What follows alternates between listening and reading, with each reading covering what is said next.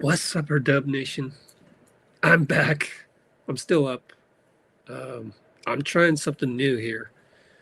I want to provide a lot of content for every Warriors game. And also, I'm testing out my new laptop that I got for this, which is a wider screen and has the ability to show multiple monitors. And I got some extra screens. So everything works better now than the old system. And so I'm excited to get this going. But yeah, so this is a an honest review, an honest recap. Well, what we're gonna do is, and again, I haven't done this before. I really just want to do a regular recap, but I've found that the best way to do that is to share this window right here. The best way to do that is to do a live and then edit the live. So I'm just trying it out and we'll see. Doesn't hurt to try. I already put this up on the website. So letsgowarriors.com. You can go check that out. But what I really wanted to do is get the URL for the actual game, and we will go through the notes just like this.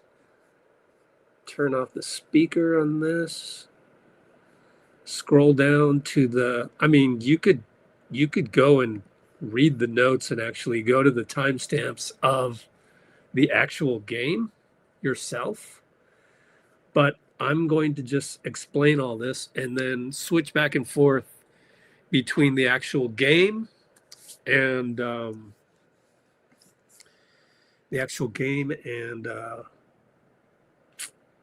notes. So, okay, there's the mute for the Warriors game. I've got the Warriors game. I don't know if I can record the screen yet. This is a brand new setup.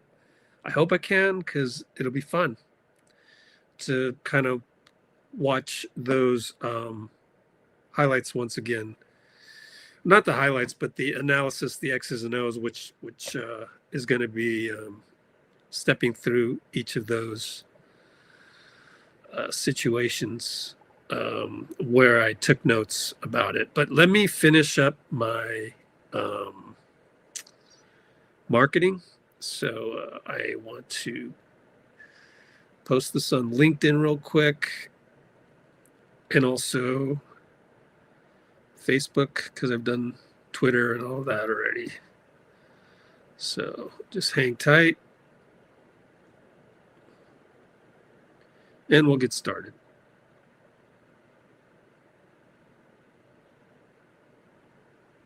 Let's see here. What? Can't tag myself. That's crazy. There we go. One more. Facebook. Oh, and then Instagram. So just hold on and then we'll dive right into the recap. Hashtag Dub Nation.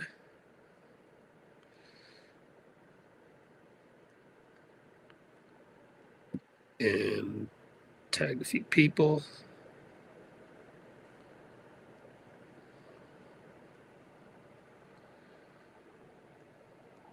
Oh, I better hit pause on the game.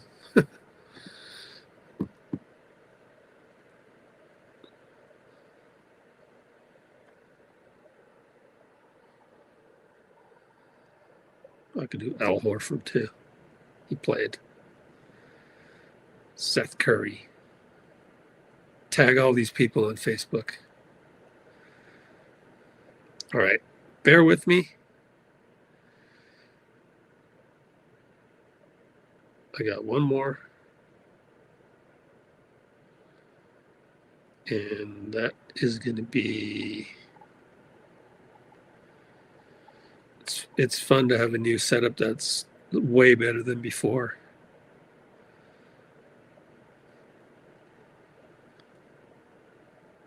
All right, here we go.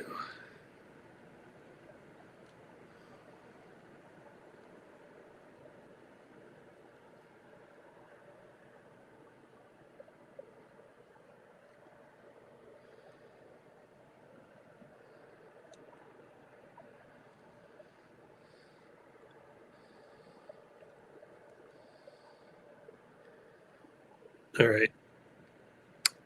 An honest review recap of Warriors Sixers.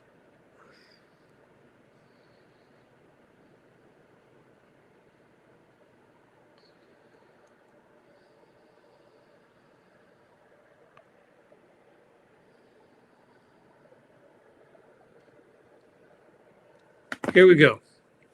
So, as you know, Daniel Barry, what's up?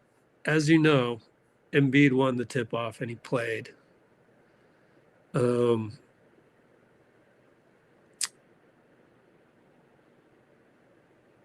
see. Obviously, when I edit this, I'm gonna cut out all the dead spots, but that's why we're live. Al missed a few shots early.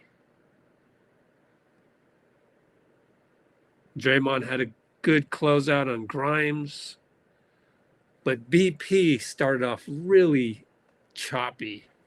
Corner three, air ball, late in the shot clock, worked it around. Should we look at that? I wonder how many highlights should I look at in each quarter. We've already got 2 bad highlights, 3, 4. So I don't think so.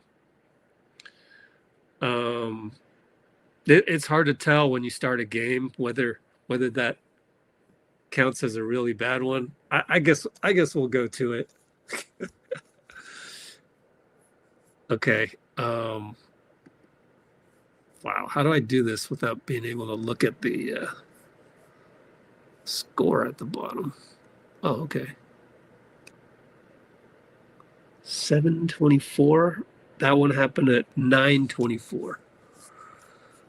So I need to go back about that much, maybe. Yeah, here it comes. Oh man. Maybe I can do like maybe I can do just a really quick screenshot or screen record of it.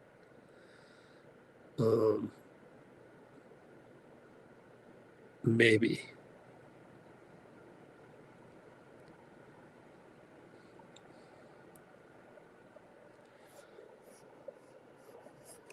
The funny thing is they airballed as well.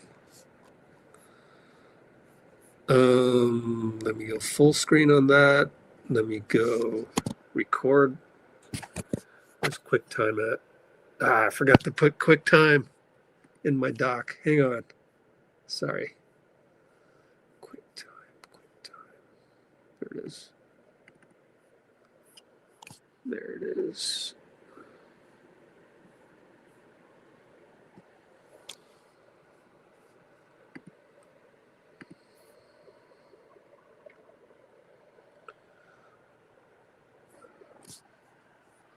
How do I pick the screen?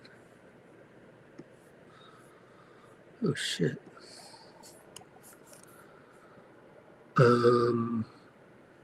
Now with HDR, does that mean? Am I still there with you guys? Hold on.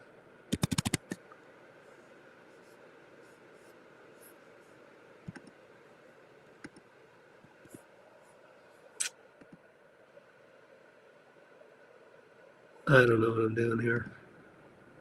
Record selected window. No. Record selected portion. Yeah. Record entire screen. Which one? No. You can now screen capture. Record selected. Ah, there we go.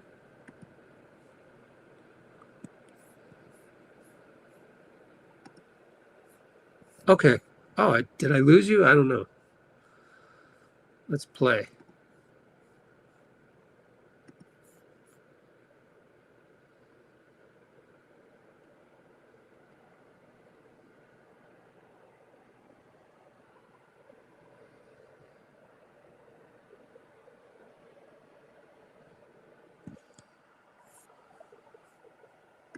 Okay. We've got our first screen recording. So this is going to be a slow process, unfortunately, but it is going to be a complete process.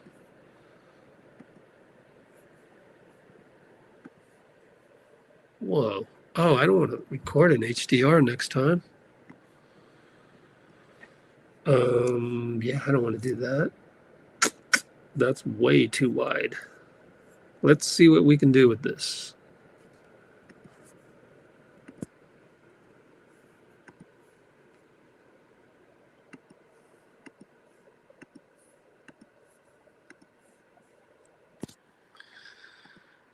This is so confusing sometimes.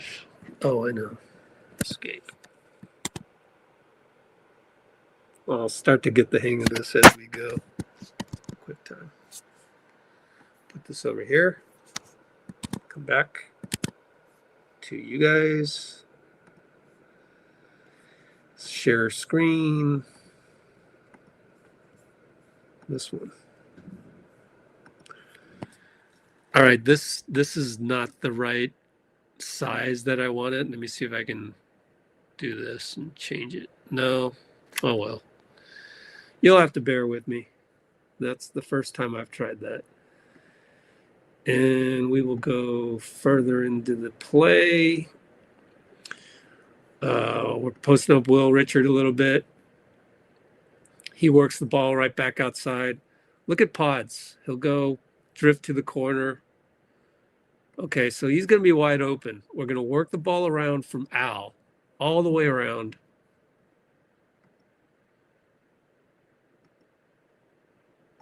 So Al finds Draymond. Missed by a yard.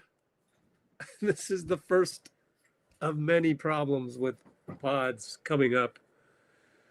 Let's get out of here. Let's go back.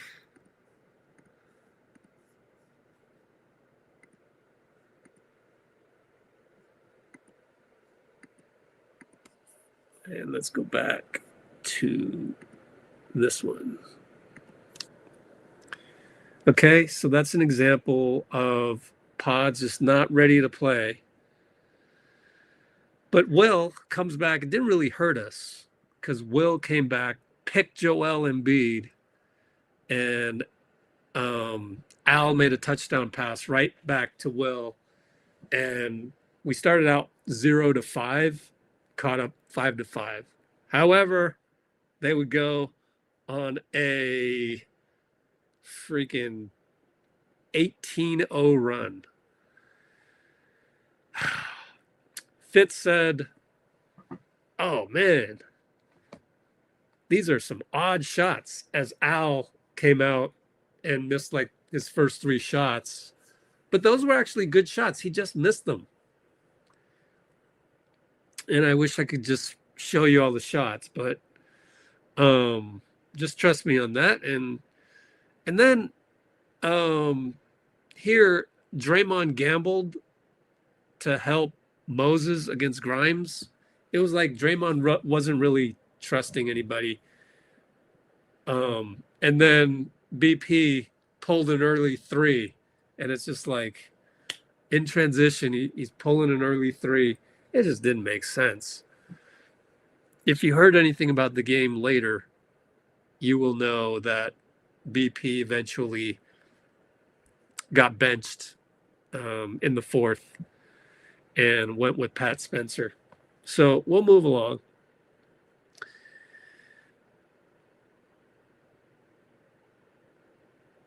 BP then lost the ball while running into Draymond on an exchange. And it's just like, what are you doing, bro? And we just concluded that BP was doing too much. What the heck were you doing, bro? Unfortunately, I don't have the exact times here. Maybe I can find the play-by-play. Show you another horrendous Pajemski play. It's really bothersome. It's starting to really get to me right here, 647. So let's fast forward a little bit. 647 to go. Let's see. Yep, coming right up. So let me screen record that and try and make it better this time. Let's see. Screen recording. Don't want HDR.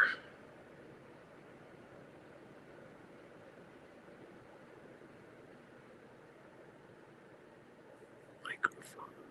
Capture format. SDR, yeah.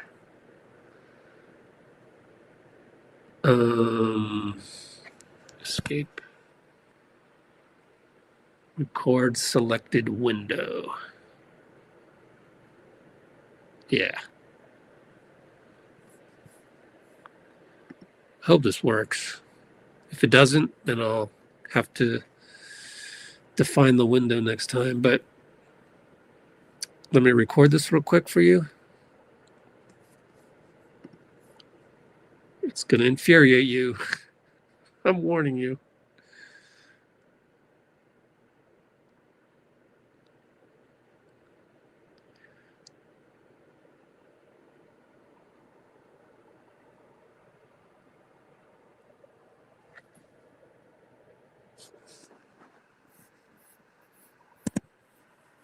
And I can stop that one.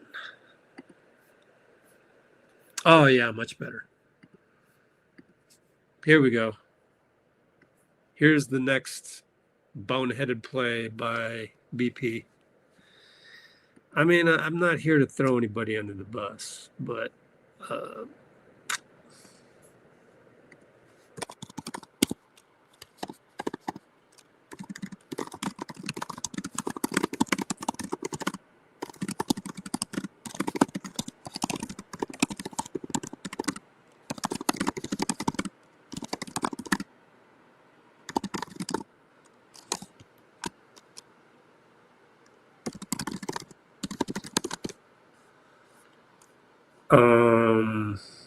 let's go back to StreamYard. I'm going to show you another horrendous play by our boy Pods.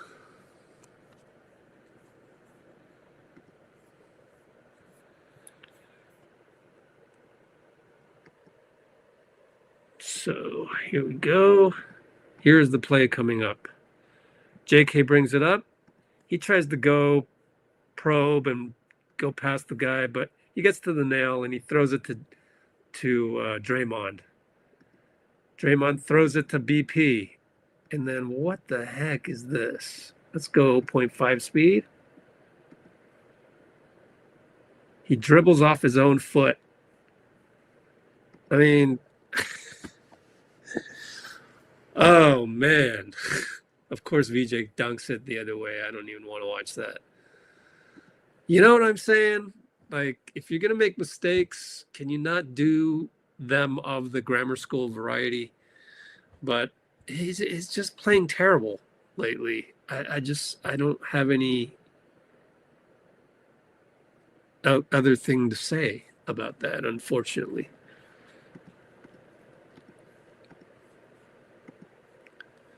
I don't know what's up. He wonders, like, is everything okay? What's going on, you know? Let's go back to the notes. So that's where we lost the ball. We're down 5-11. It's not that bad, but then that's the start of an 18-0 run by the Sixers. So that's 3 of them right there, 15 more to go. Then Draymond did something horrible too, you know? And he goes, oh, my bad. You know, right then, look at that. the 3 turnovers in a row, once again, is the downfall of our team. Okay, so out of bounds green, 6:19 to go. Oh, man. Let's go clip that one, unfortunately.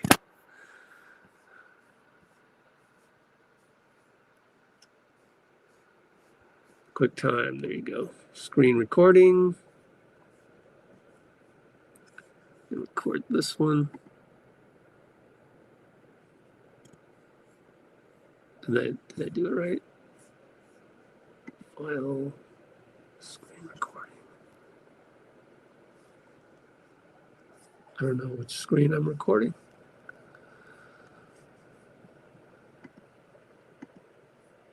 I hope this is it.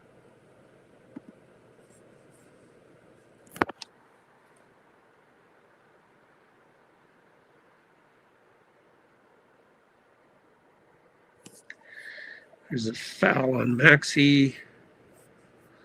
They took a timeout.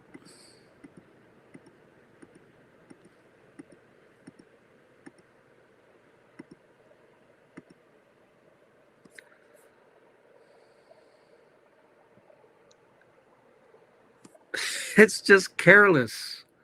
It's just ridiculously careless, my friends. Same old, same old. And it's the guys that are not supposed to be careless with it.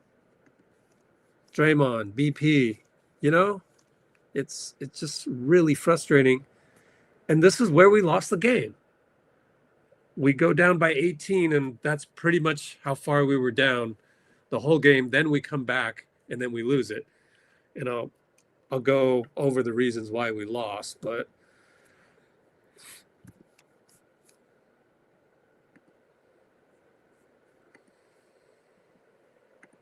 here's Draymond's horrendous turnover coming right up. If I can find it. Is it this one? Let's see. This one. So let's fast forward this one a little bit. Okay. Had a commercial to get through. All right. So Melton has the ball, goes around Draymond. It's a pick and roll. And drop the pass to Draymond. It just slips out of my hands. And then, okay, slips out of my hands. And he says, "My bad. Oh, my bad. I don't want the my bad. Just don't do that." And I don't know why this is just a habit. It's a bad habit. I mean, the Sixers are full strength pretty much, other than Paul George. Do we need Paul George to be healthy for you not to muff those passes? I don't know, but like,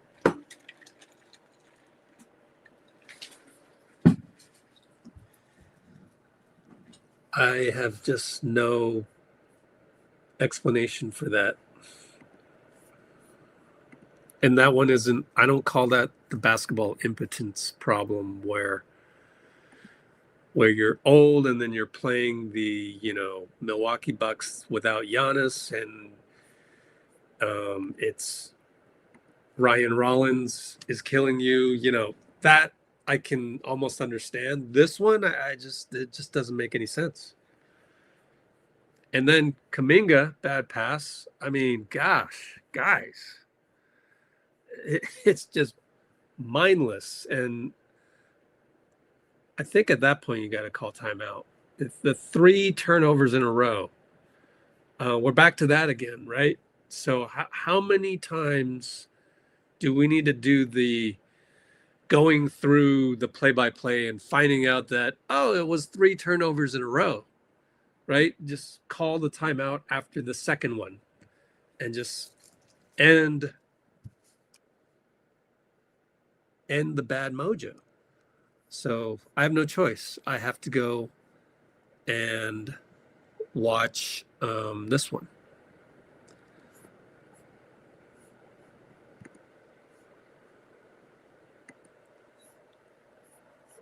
And that occurred at the 5:36 mark.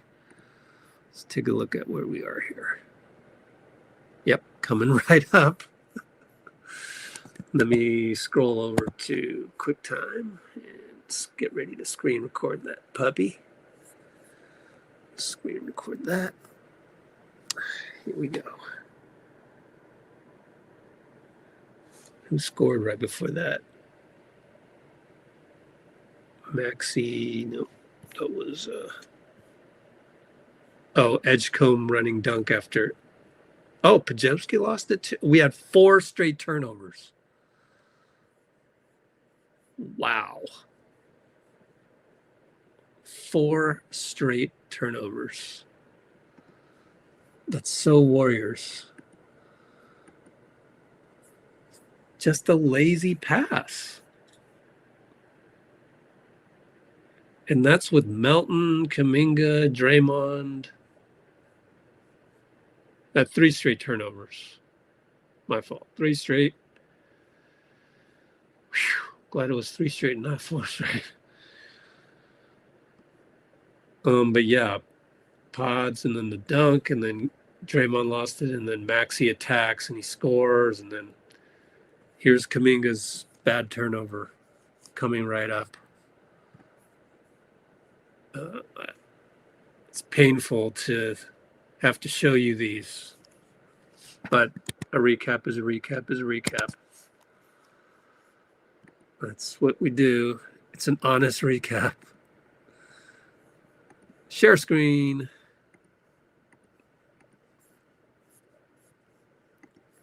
And it's right here.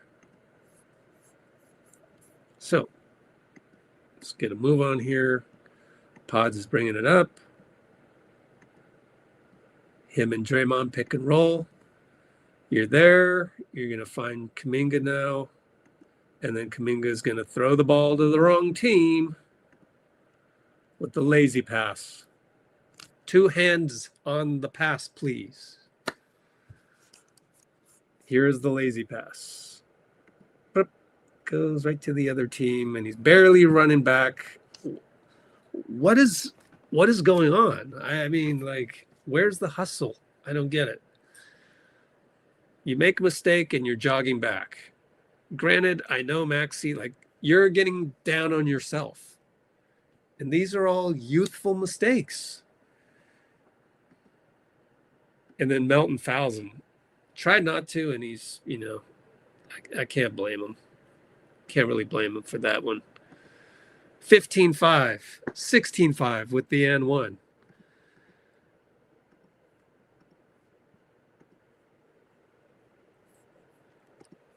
It's just an embarrassment. So they're going to see this tape, and they're going to be like, what are we doing? And there's no one else to blame but Pajemski, Draymond, JK. Probably the 3 most important players going into this game, other than Melton, but Melton was a wild card. Whew. After that, let's go back to our play-by-play, which is right here.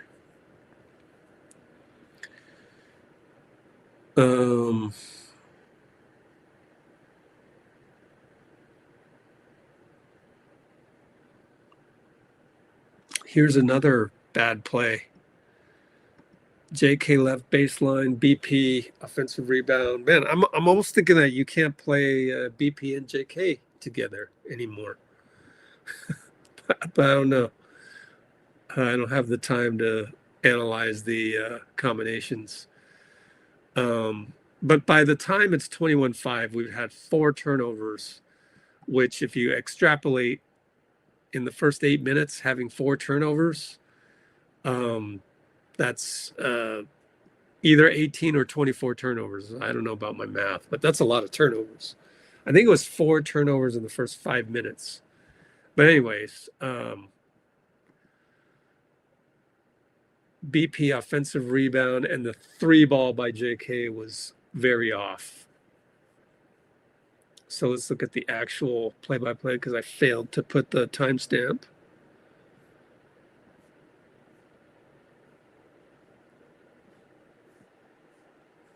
Yeah, Pajemski's first 7 minutes were just grotesque. 4:51 to go with that one. Let's take a look. Where are we at? So I'm going to find this in the actual game.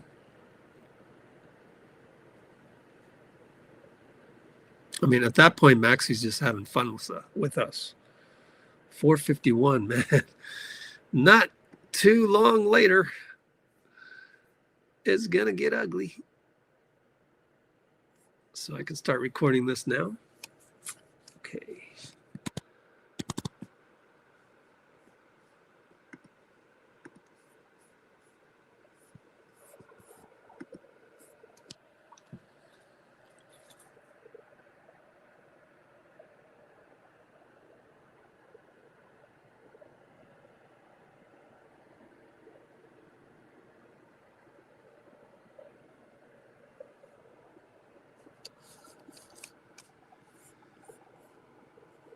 And just more bad basketball. So sorry to say. At the rate that I'm going, I don't know if we'll get through it because we did have a lot of really good plays in the second half, obviously. But this is where we lost the game. Way in the beginning. So what I'll do now is one more time, stop the screen, share the screen, send it over to here. All right, so here's QP working it. JK, back to JK. And right here, JK is going to, he's dribbling too much, but let's watch it. So there's a little bit of a late cut by DeAnthony. The timing is a little bit off, right? We got a couple guys that are rusty.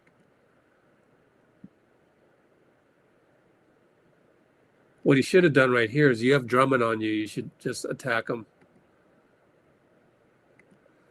But he settles. Again, JK he doesn't know when to shoot, when to pass, when to dribble right now.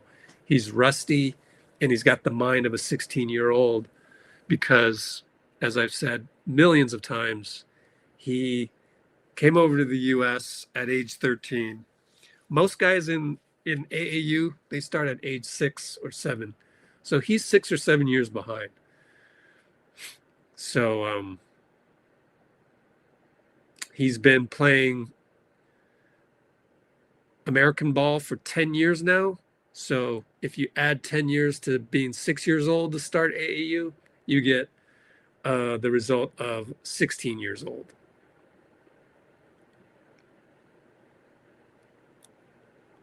Oh boy, Dean, you're going to do notes, huh? I think you need to save those notes for the podcast, my friend. But it's good information for other people to read, so no worries. Keep typing those away. So he's sizing up Drummond. This is the slowest guy, probably not only on these benches, but there's probably 2 or 3 people in the arena that's faster than Drummond, okay? And you settle for a jumper. That's not even close. BP gets a nice rebound, but then he decides, I'll just fire it up. I mean, what?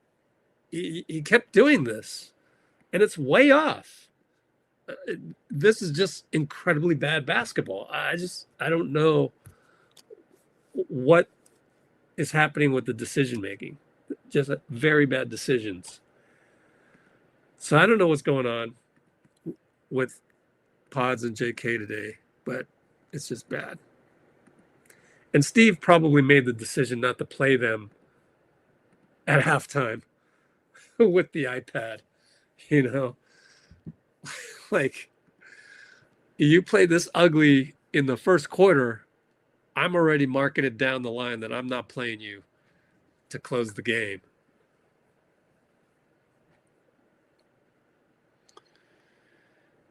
All right.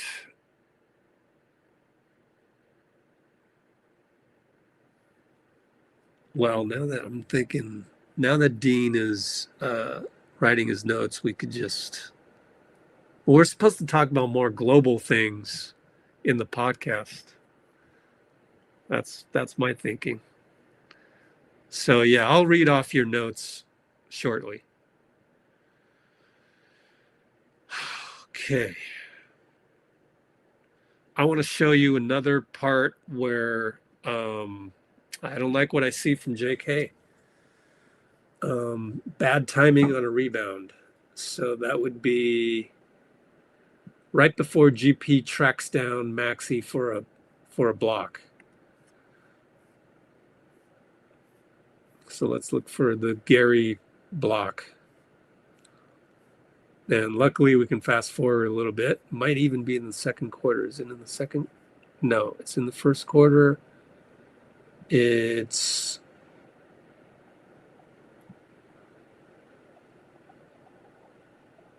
track down Maxi. They didn't give him the block. Okay, so Maxi misses a layup here, right here. Oh, they gave it to Heald. What? Okay. I don't think so. That's at the 2:36 mark. Let me see. Let me see for myself.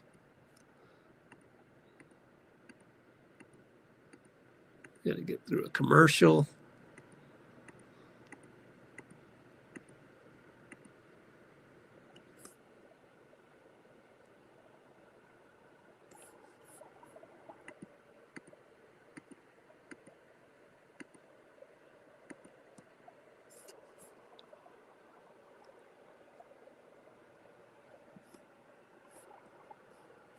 Okay, what happened before 2:36? Buddy's gonna miss a jumper. And okay, so Buddy misses a jumper. But my problem is JK had bad timing. So I'm going to record this right now. Screen record. But play.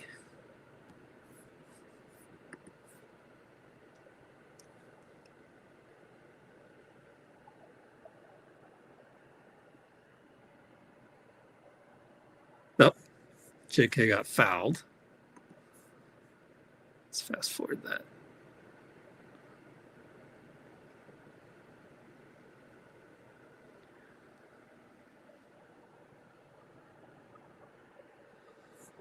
Okay.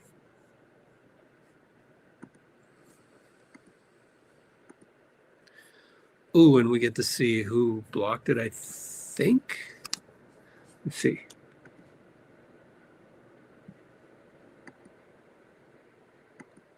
Oh, wow. I think it was Gary.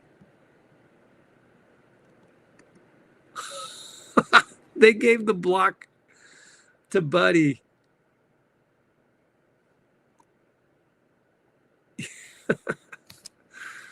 I didn't clip the last part of it, unfortunately. Let me watch it real time one more time.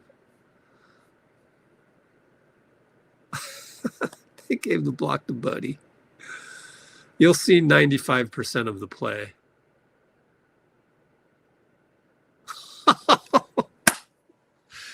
Oh, I don't want to go back and record that one more time. Sorry. But you'll just have to trust me. I'm going to show you the play, and then you can just imagine Gary with his left hand, his strong hand coming in and swiping that one. And then the funny thing is that you see in the play-by-play right here. Let's go to the Orion browser. Right here, they gave Buddy the block. Let me show you the play, though. This is hilarious. That they got it wrong is hilarious. Not the play. Okay. Well, obviously, Gary comes in. You can't see his left arm, but he swats the hell out of this. Bam, it hits the backboard. It's a chase down block. They gave Buddy the block, and he's over here. Of course, the scorekeepers are sitting over there, so they have the wrong angle. So, okay. I'll give him a break. But here's my problem with JK. Okay. This is where he got fouled. Okay, Jabari reached in. So reset. I'm gonna inbound now. Pat Spencer up top. And the ball's right here with Buddy. Watch JK. He's going to mistime the Buddy miss. So let me see if I can. Here's Buddy. He'll miss it. Watch JK. Let's move this over. Watch how he tracks this ball. Just couldn't quite get it. Like, you know. Just I don't know. He wasn't a great rebounder last year. Got better this year. We saw it. And now he's been rusty, and I'm going to blame it on the rust.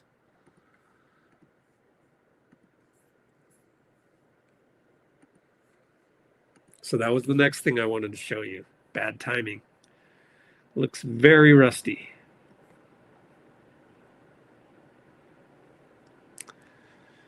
And then he misses a jumper over Joel. So let's look at the jumper, and let me tell you the bad news about. I had Coach Nick, I put this on the Discord. I had Coach Nick go look up on Synergy. What is JK's 2-point field goal percentage on mid-ranges? And yeah, it's not good. So where is the... I've got to find the bad shot by JK. Oh, it's right after that. Right after the track down block by Gary. Or in this case, Buddy.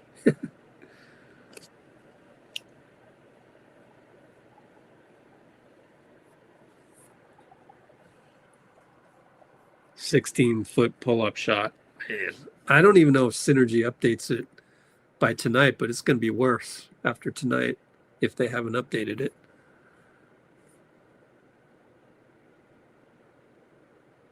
.230, and that happened at 2:02.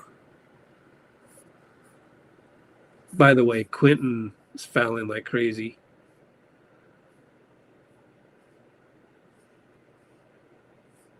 Two fouls.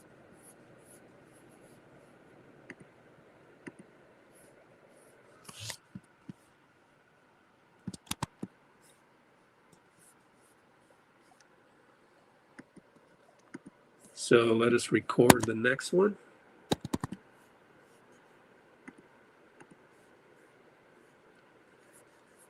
Here we go.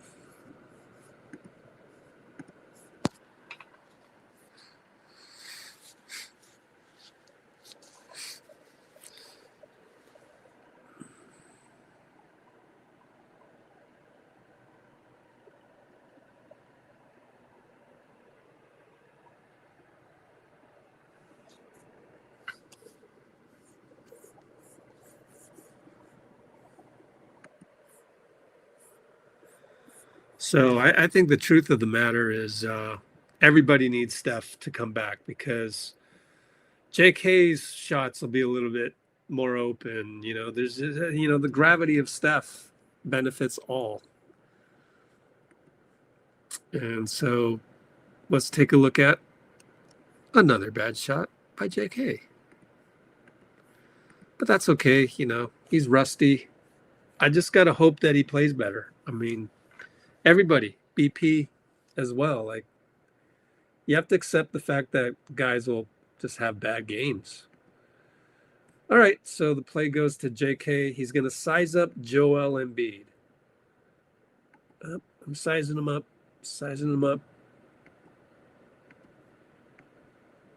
Let's do this. And I'm going to take a tough fadeaway with 1.3 on the shot clock. So what could he have done differently? I think just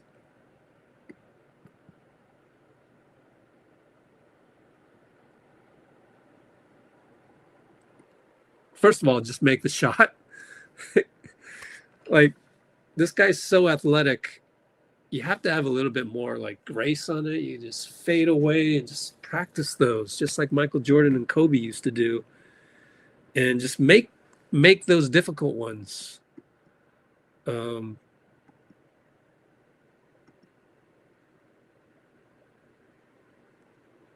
yeah, I don't know. There's not a whole lot of choices with 4 seconds to go on the clock, because he'll get the handoff.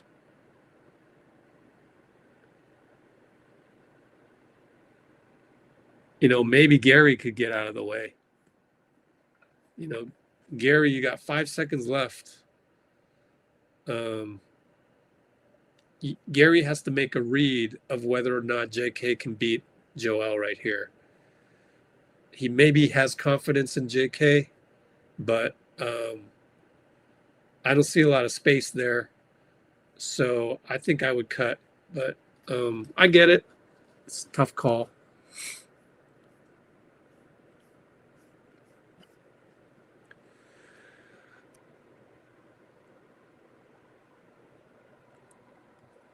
Okay.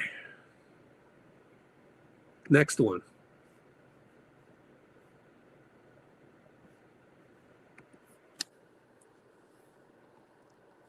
Let's pull up the notes one more time.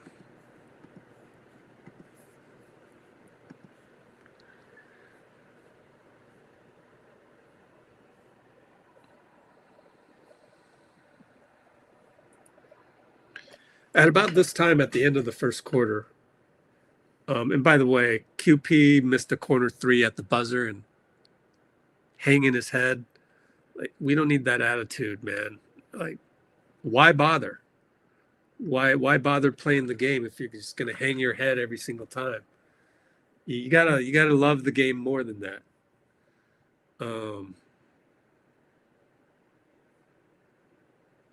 So the end of the first was a ridiculous score of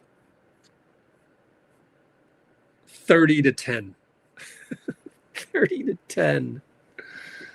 How does it get so bad, man? Oh, you know what's funny is I could just click on these to get the play for you. Not bad. Although I don't know if they're gonna.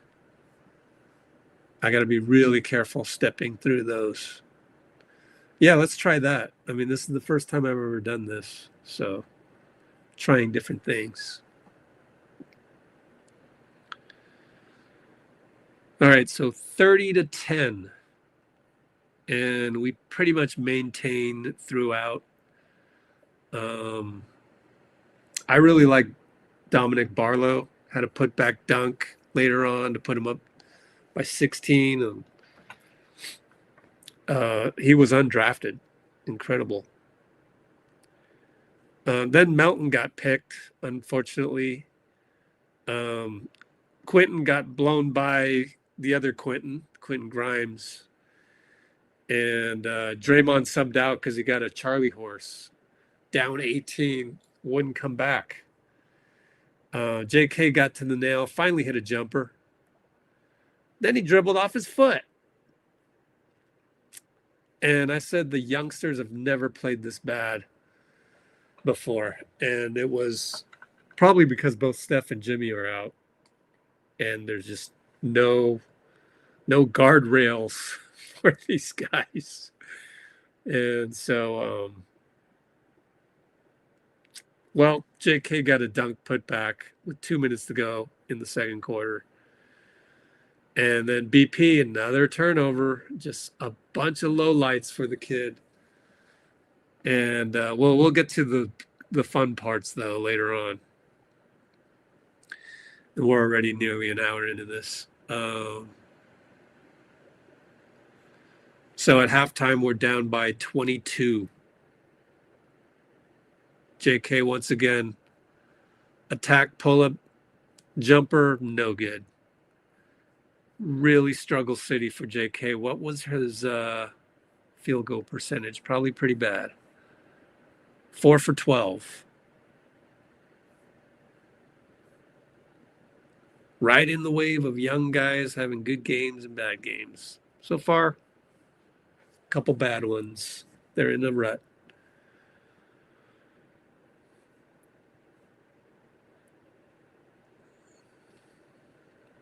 There was also bad transition defense that I explained on the live. It was when JK didn't pick up the right guy. Buddy ran back. He was running late, and JK picked up the wrong guy. I think it was Quentin Grimes, snuck to the corner, got a 3. Let me see if I can isolate that play. Quentin Grimes for 3.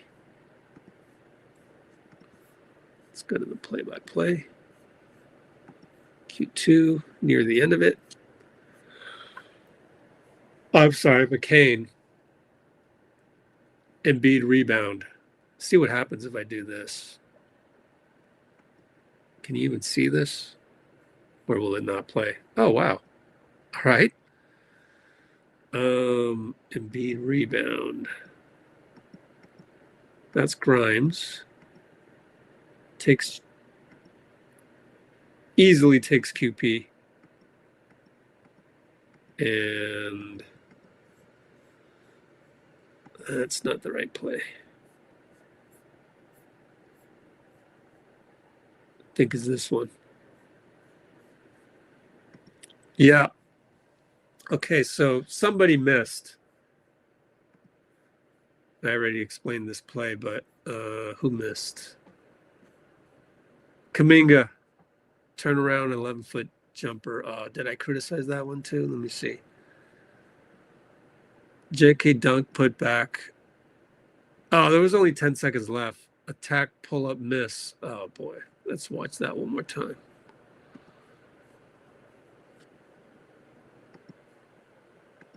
Oh, they don't have it, do they?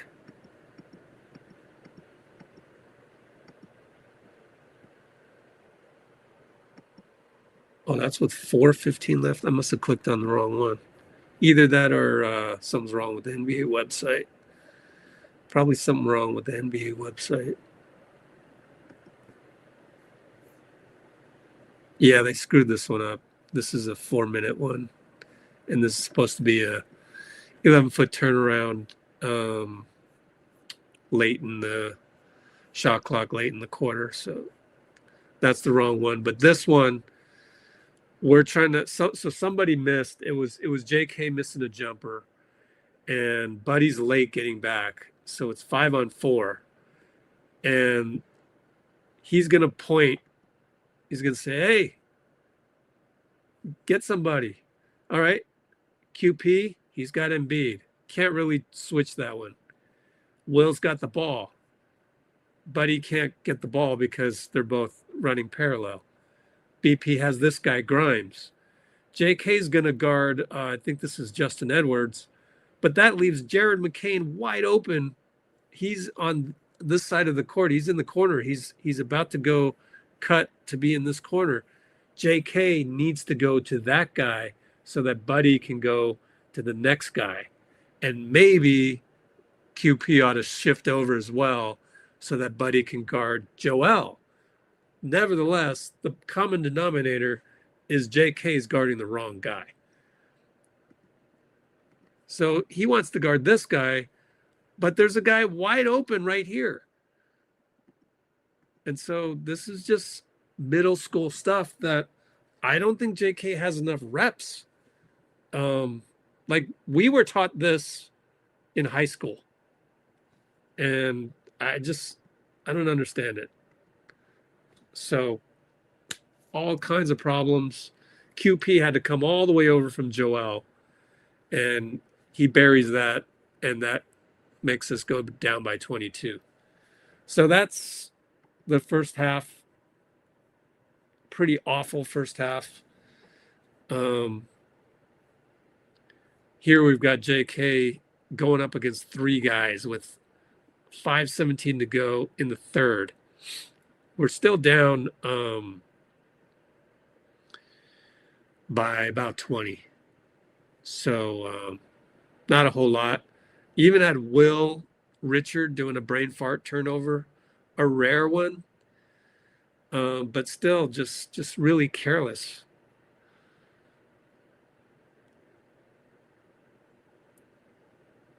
Melton hit a bucket at the nail, running a pick and roll with QP. That's the same type of play that JK needs to do. So 5:52 to go. Let's see if we can do this.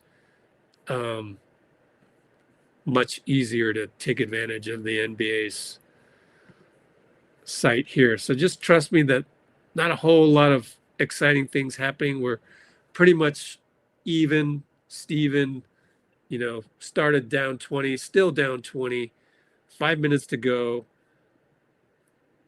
We have a couple plays. Here's the Melton pull-up. I like this one. Melt's going to work with QP. Here comes QP. This is what JK needs to do. I hope you're watching. Take the pick and roll. Ooh, made a move. Got to the nail. Had Joel. Just pull up right here and make the shot. Just pull up, make the shot. If Melt can do it, you can do it. Boom. Okay. Going back to my notes. I need to delete this. This is for the 5,000 characters. But JK goes up against 3 guys on the next play. Like, what are you doing?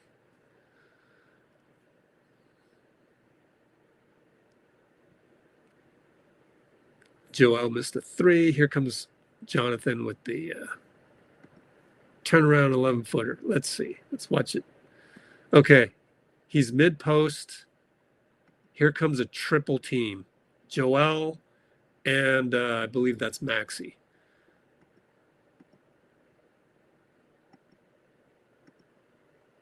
Here comes Joel. There's Maxey. There are 3 guys guarding you. You need to get rid of the ball. Of course, QP's a little late. By then, Maxey leaves. JK makes a move. And it's a lefty bank that is an ugly miss. So I disagree. Nice move. Just couldn't finish. No, not the best move. You had 3 guys on you. You got to move that ball earlier. But these are tough things to process in the middle of a high-paced NBA game, So I give him some grace.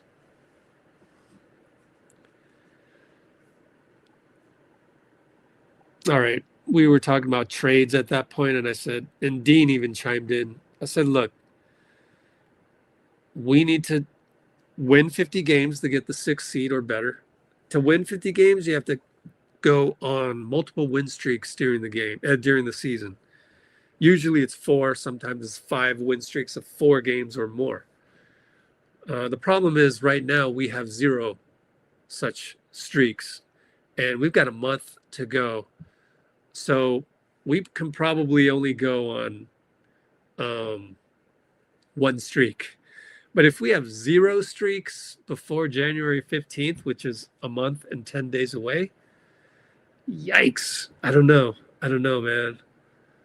That's going to be a really bad look at a point where Dunleavy will probably need to do something out of desperation. Probably make a change for the sake of making a change, which is not what you want to do, but we got to start winning some games when Steph gets back. I don't even mind if we lose the next 2 games, because without Steph, we have no identity.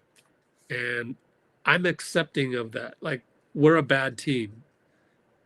This team was designed to complement Steph.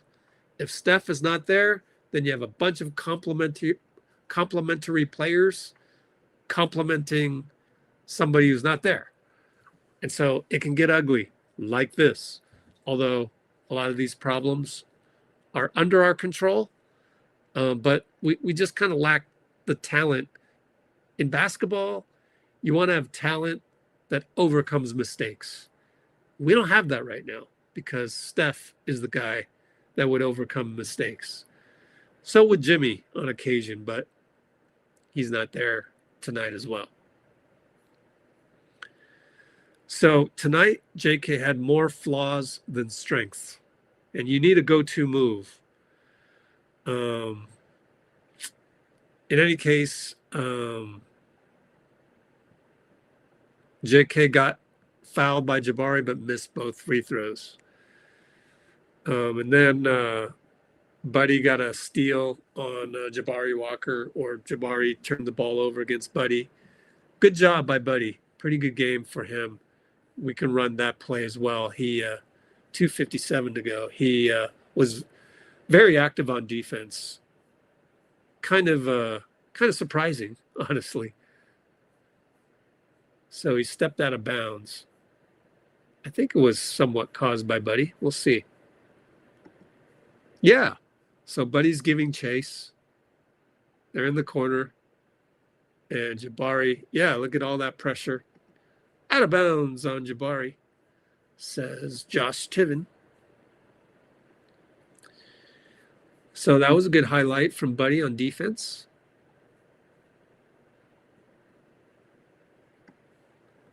Later on, we switched to zone.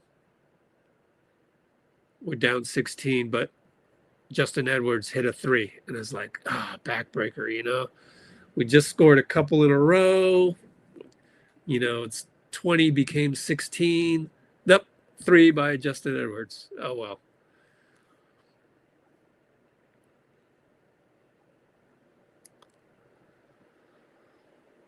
But later on, we cut it to 14 with a nice play by Pat to find QP for a dunk. And that's with 37 seconds left or so. Let's take a look at that play.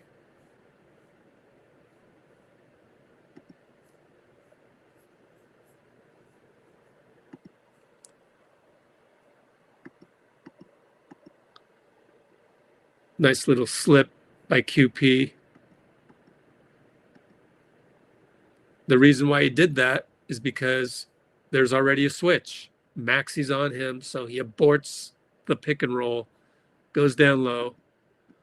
Buddy works it around, gets it to Pat. At this point, Maxi is still guarding QP. Pat gets it to him. So this is very well executed by our young guys and Buddy. And he easily dunks. We're down by 14 at the end of 3. And by the way, Melton, nice little play at the end of the quarter.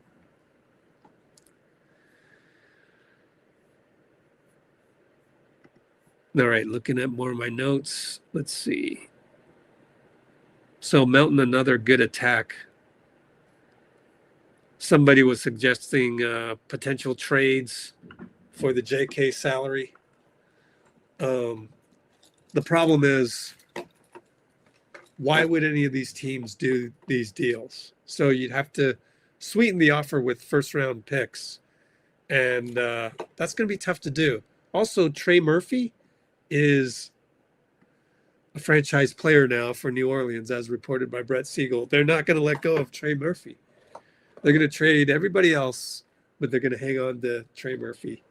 So that's the problem. And I'm not sure New York would consider Jonathan Kuminga for Mikal Bridges an upgrade, and they don't need any draft picks. They need to win now. So, like, same thing with Jaden McDaniels. So, nice try, but I don't see any logic with some of these suggestions. Okay, we start the fourth with some full court press. The only problem is Moses got burned on the point of attack again. And yeah, that's the start of the fourth. So we made an amazing comeback later on in the fourth, guys. So we're pretty much full court pressing, and then now we're back into the half court. It's pretty late shot clock. It's already down to 12 or 10. What does that say? 10, yeah. So they get it to Edwards, and this is, I smell toast, unfortunately. Bye-bye, Moses.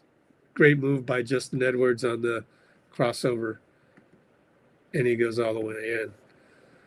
So point of attack's not too good once again.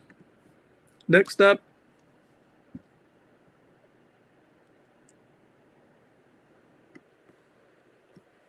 Andre Drummond did a bad screen, and that led us to be down by 12.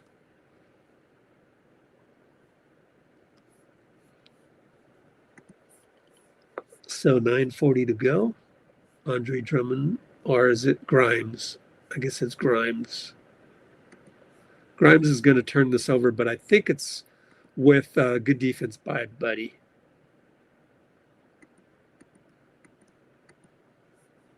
But he's all over his friend VJ. Another handoff to Grimes. And they call traveling. Good job by Buddy. He's actually pretty good at point of attack. Sometimes better than Moses, believe it or not.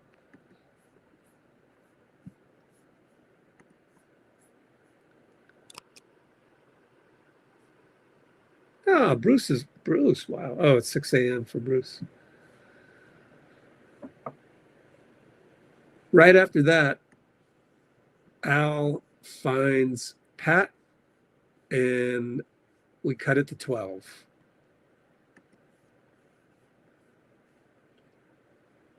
Here's the play. We work it around. Spencer over to Guy. Guy's in the corner. And he does the right thing, gets the ball to Al. Al is against Grimes. Good pass. Al finds Pat. Pat burns Andre. Yay. We're only down 12. Timeout, Nick Nurse.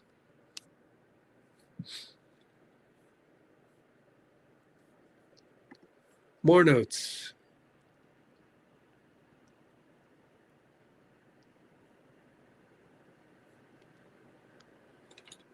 Al gets a block, and we're about to cut it to 10.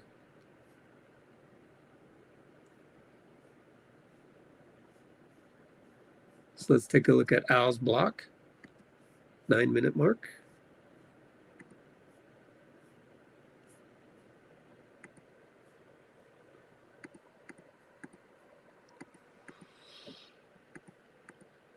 Maxey goes to Grimes.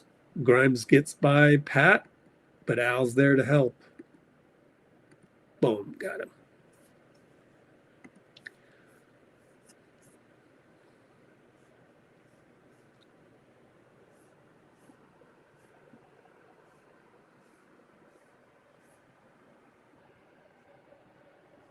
Later on,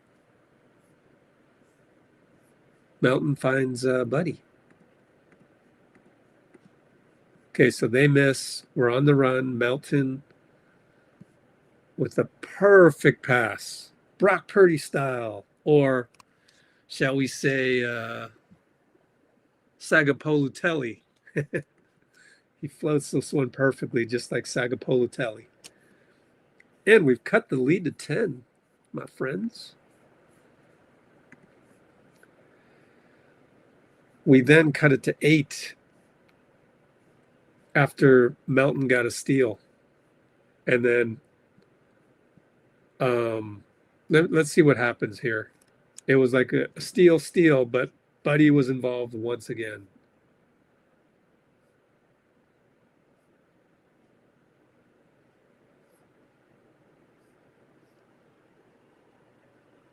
Yeah. McCain, bad pass.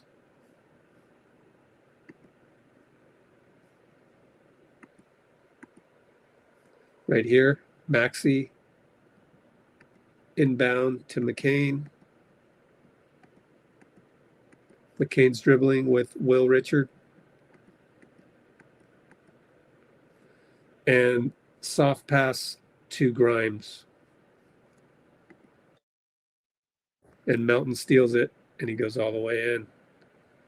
Such a good player.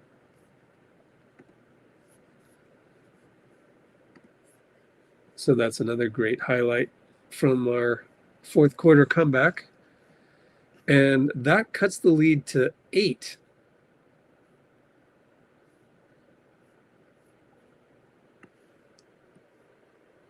Melton hits a long 2.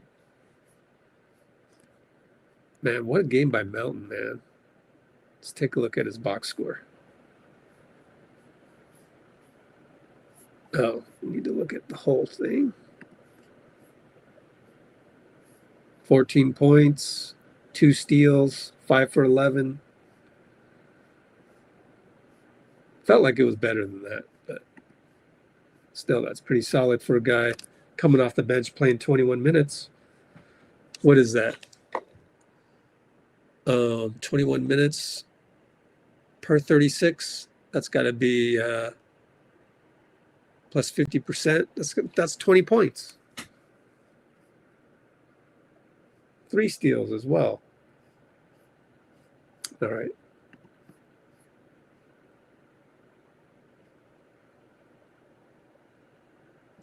So Melton hit a long 2.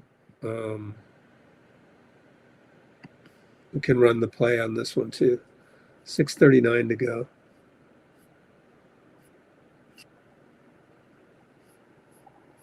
Broken play. Post hit a 3 as well. Cut it to 5. But I really like this play right here because bit of a broken play that kind of needed the hero ball. Pat gets into the paint again, kicks it over here, but he threw it right at Dominic Barlow, who then deflects it right to Melton, and Melton decides to just shoot it right there with 10 on the clock. It goes through. His foot was on the line, though. But sometimes you just got to have the confidence. And this veteran, he's got it.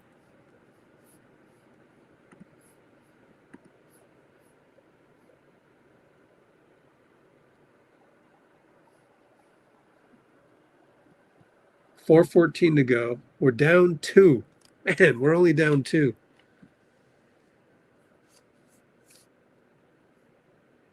Buddy had a tackle layup as well.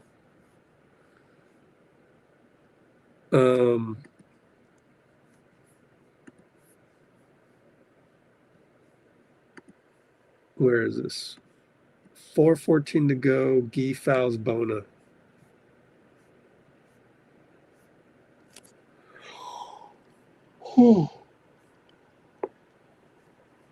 Where's the foul?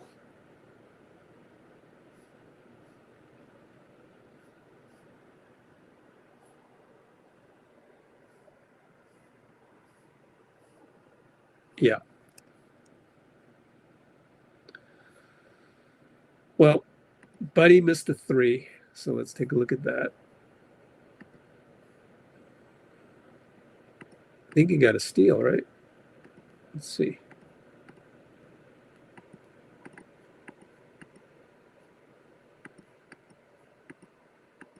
They miss. That's Barlow on the baseline missed.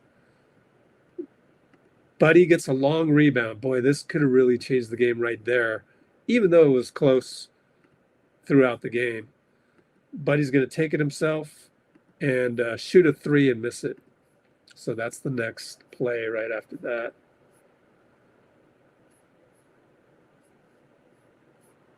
Unfortunately, missed this one. So, right, long rebound, gets it. And Buddy's going to fire away. Chaos style. Oh, they didn't have it. Maybe they'll have it here as Guy Santos fouls Adam Bona on the rebound. 4:14 Santos foul. So yeah, here's Buddy. This time maybe we'll get the shot Yep, sidestep 3. Oh, it's off. And there's a foul by Guy.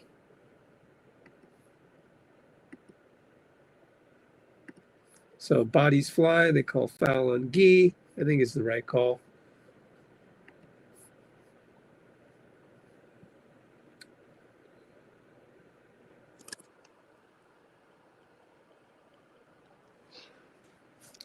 Maxey hits a jumper. Buddy kept him in front. It was good defense, but Maxey hit it. Buddy got an offensive rebound, saved the ball, the QP for 3. That was an excellent play as well. I should just show that one as well. 3 minutes, 20 seconds. So a lot of hustle plays. And the more we're looking over this tape, Buddy had a great game. In fact, what were his numbers? 3 for 6. Only 3 for 6, but 4 rebounds.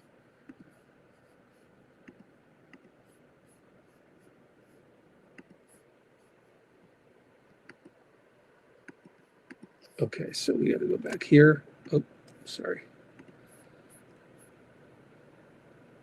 No, we need a play-by-play. One more time. It was 3 minutes, 20 seconds to go in the game.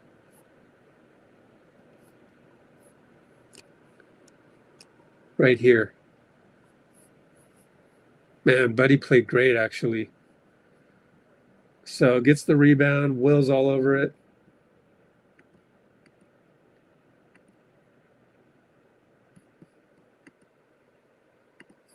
Tries to save it or bounce it off of Will. It goes right to Buddy. He does a good job corralling it, and then he finds QP. So actually, Buddy had a great game. Sidestep.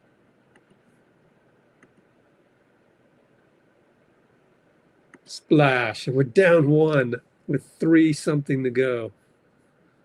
So exciting.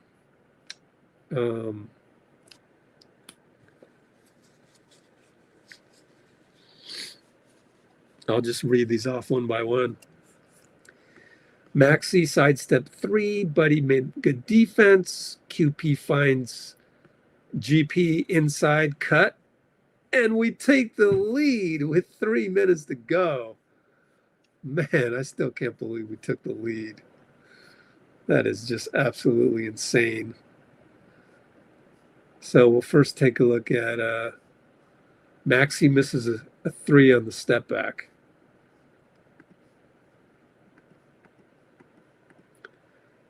Kick it to Jared McCain, hand it off to Maxey, let him work. And it's Buddy all over him. That's very good defense by Buddy. So he misses that.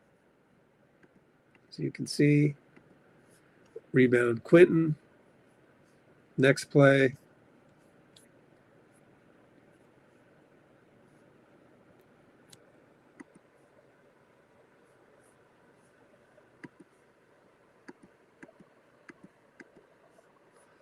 Pat finds Quentin down low. Again on the pick and roll switch. So Will getting some action there. He's rolling. I don't know what kind of defense the Sixers are playing here. Find QP. At that point, I'm like, dude, you got Maxey on you. Just hit the shot. But Guy did the right thing, and he cut at exactly the right time. This is how Guy reads it. Man, if you could put Guy's IQ into JK's body, wow, you'd have an all-star. So we took the lead there amazingly. That was so fun. Quentin Grimes tried to do a hero 3 over Pat, but QP missed a 3, but Will Rich got pushed in the back. And then under 2 minutes, Guy with the Euro step. That was just nuts. What a nutso way to end this game. We should have won it, but I'm going to say this over and over. When you have a young team, you're liable to throw a game away.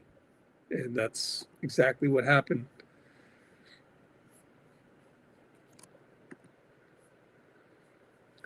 So Buddy got an assist on that one. God, what a game by Buddy, man.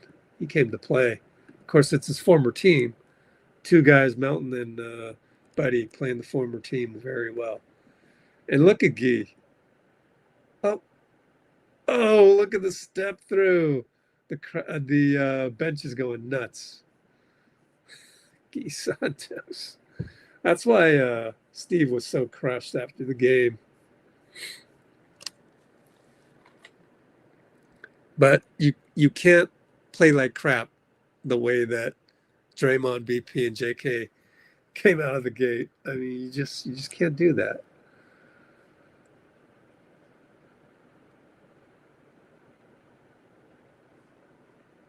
But guess who came back?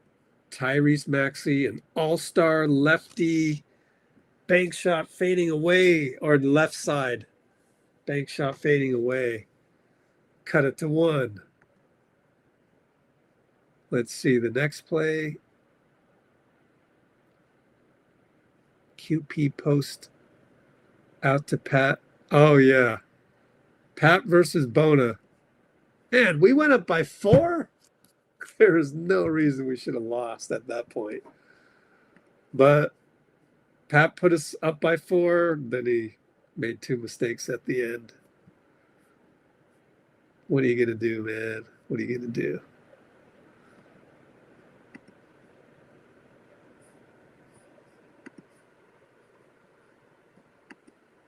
All right. Guy has the ball. He's going to post up QP again. We keep beating them on this. Maxey ends up on QP, right? Guy with a nice pick on Bona. Pretty standard stuff that we always run. That means Pat is open. Split second. Better fire that while you have an opening. And he hits it over Bona. Nuts. Nuts game. We're up by 4. Should have won this game. Gave it away, man. And this whole time we weren't turning the ball over. You know, I've said that this roster that we have with all these guys injured, we don't really have a whole lot of talent on paper. But, hey, we gave it away.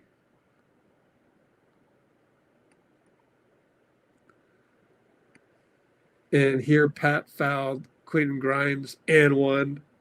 Unfortunately, we'll run that play as well since we're towards the end here.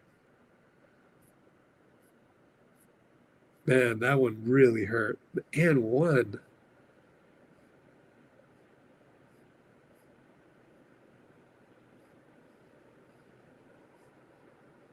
Grimes driving layup. Oh, it was Guy Santos. My fault. I thought it was Pat. So they're inbounding here. VJ Edgecombe. Going to go down here to Quentin as Melton did a good job on Tyrese. Quentin Grimes right here. Oh, I got an opening. I don't know what happened. Let's rewatch. They're running a pin down. Should have been an automatic switch. Might have been holding on Dominic Barlow. Let's check it out. Let's watch this real close. It's not very good communication in terms of that. That's an automatic switch. In any case, Barlow gets the heck out of there. Guy is a little bit late. The baseline is open, and Grimes powers his way through like Josh Hart for an and one.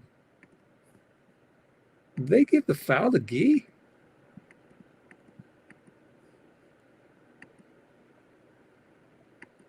That's a foul on Pat. That's strange.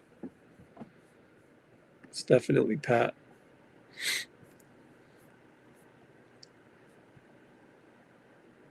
Down here, they're going to say foul. Yeah, yeah. No, that's Grimes. Santos foul. Wow. That is the wrong call. Should have been on Pat, but no, well. They gave it to the wrong guy. Makes the free throw. We're only up by one. Melton traveled? Man. For all the good that we did, we made a couple brain farts.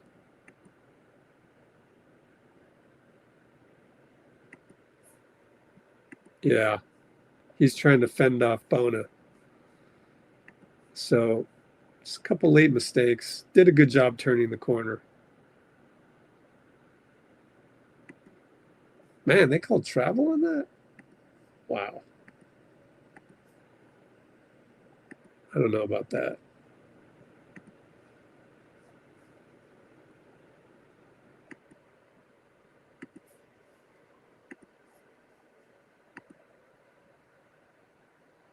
That is not a travel. Why didn't we challenge these? I think I was a little busy doing the play-by-play to check something else at that time. Didn't really see that play or remember it.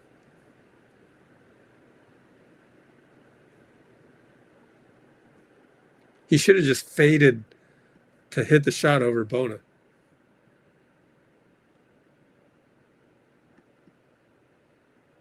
Well, Maxey took Melton, but Melton made a miss. Guy fouled on the rebound, penalty. Bona missed both free throws, though, because he's a bad free throw shooter. And then it was a jump ball with Melton as VJ fell down. Melton won the tip. So at this point, we're up by one. We have the ball with 34 seconds left. And that's when we just lost it. Edgecombe lost ball. Melton steal. Melton driving layup and then a challenge. Let's see. Yeah. Melton drives. It's a miss. Right here, Guy demands a challenge. He's right. We win the challenge. It's not off of Guy. We even have a timeout left, but we had to burn it right after here.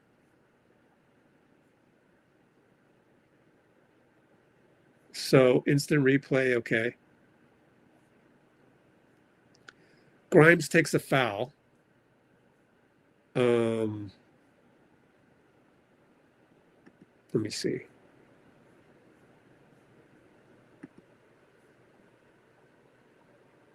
So it's out of bounds. We win the challenge. We're taking the ball out of bounds at the baseline. Screen for Melton by QP. We go safely to QP here. That's a safe one. And then Grimes will foul Buddy right here. And he's going to complain even though that's the right thing to do. So they foul. Man, we're up by one. Oh man, we really gave this one away, but it's a team without an identity. They still had one to give. So we call timeout. Okay. And this is where it falls apart because they didn't show the inbound. It's not on here. Unfortunately, it's not on here.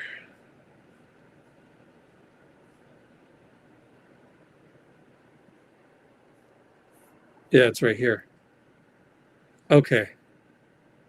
I don't know what this challenge was for. I think they got it mixed up. Challenge came after. Yeah. their play-by-play isn't rock solid. We need to go to the side inbound. We call timeout, move it over there. Right here, Pat has to burn a timeout because nobody could get open. And the reason why people can't get open is because we have no identity with this. These guys haven't played together, especially with Melton out there. Couldn't quite get it to Will there, huh? Or Melton. Pretty good defense by Maxey. Really good defense. And then QP couldn't get rid of Bona. I don't know that you'd want QP coming to the ball. I would rather have Seth Curry. So we had to call timeout. Move the ball over to the other side of the court. And unfortunately, with no timeouts left, they didn't do it right. They didn't do it right. They don't have the play in here. Edgecombe steal. Maybe it's in this one. Nope. NBA doesn't have the right stuff in their database. So what happened was Pat on the other side of the court inbounded it, couldn't find anybody. At the last moment, decides to pass to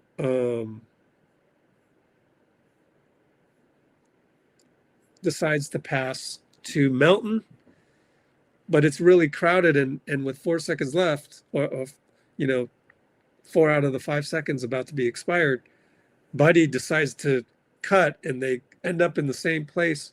It's a foul on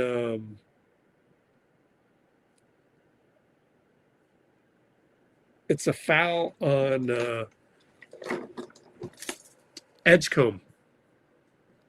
But then they review the play and they find out that Edgecombe did not foul. I think that was the play. I might have gotten this confused because I do remember another one where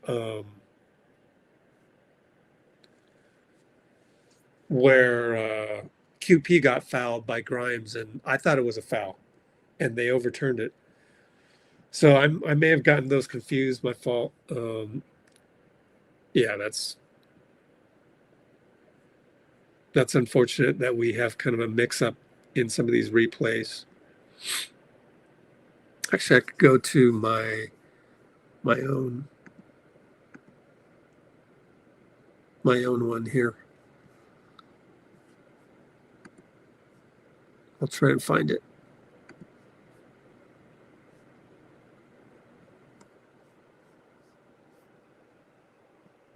$33 seconds left. No, it's way the heck, like 3 seconds left.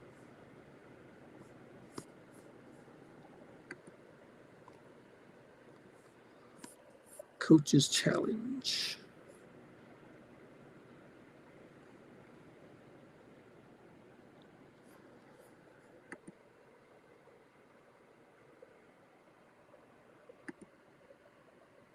Okay, that's the one with Guy.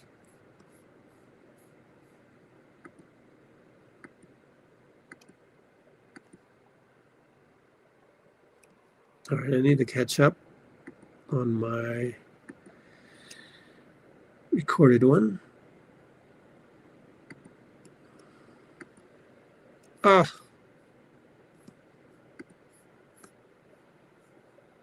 great.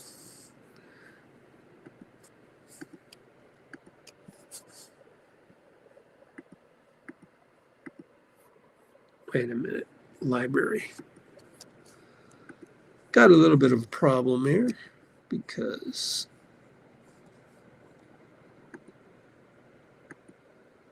they have different options really close to each other.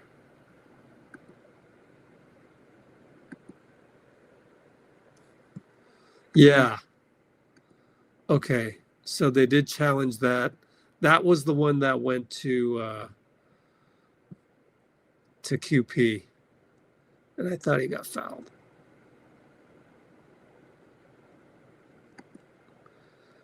Okay, so let me show you this. This might infuriate you. It's another one of those bad calls, bad reviews.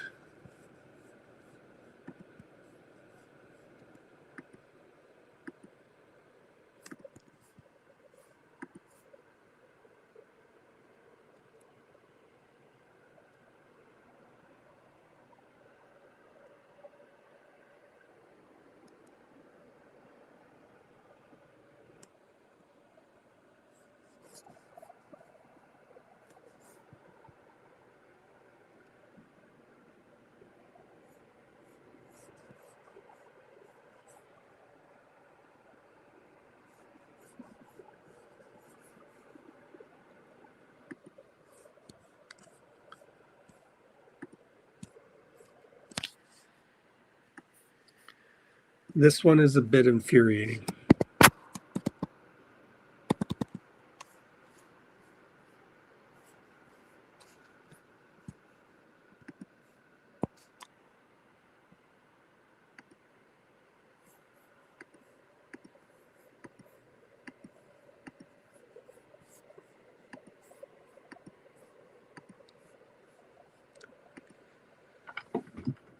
All right.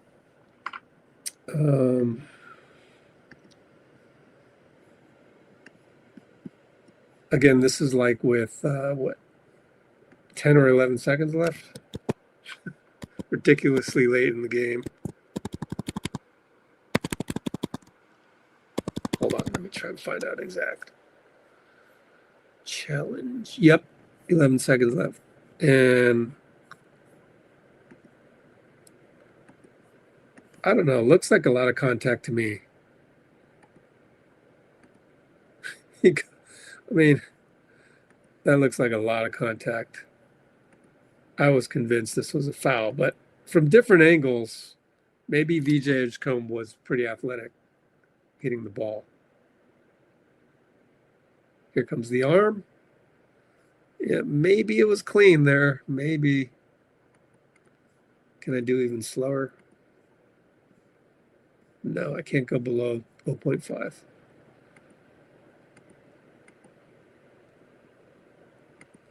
I guess he reached in there and he didn't touch his arm. I don't know. Here's another angle.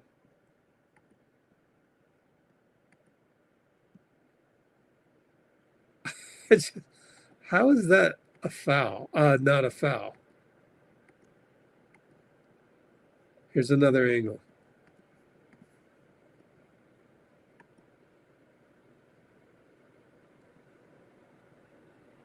I guess he got all ball.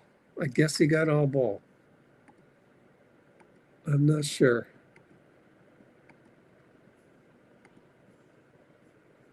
It's at 0.5 already.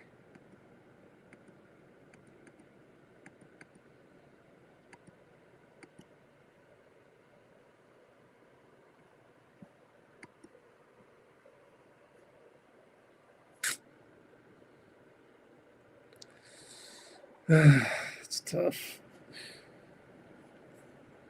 There's another angle over here.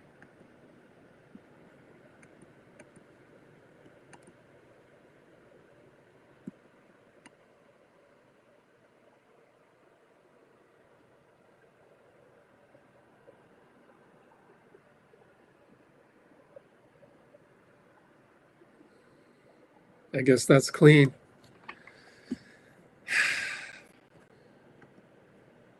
Tough one. Tough one. So that was with 11 seconds left.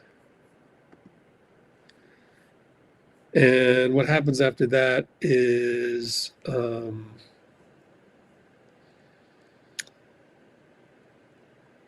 it's ruled not a foul.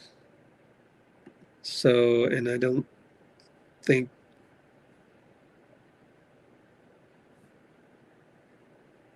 Yeah, I'm going to have to play this on the other screen. Record it for you.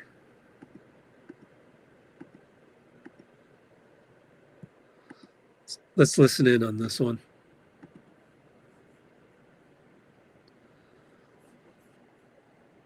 Here's Josh Tiven.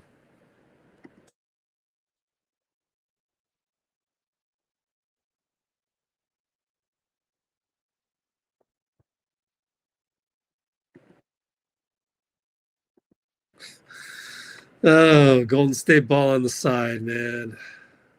And we'll give it away. So here's, I'm going to record this because they didn't do a good job of doing it here, unfortunately.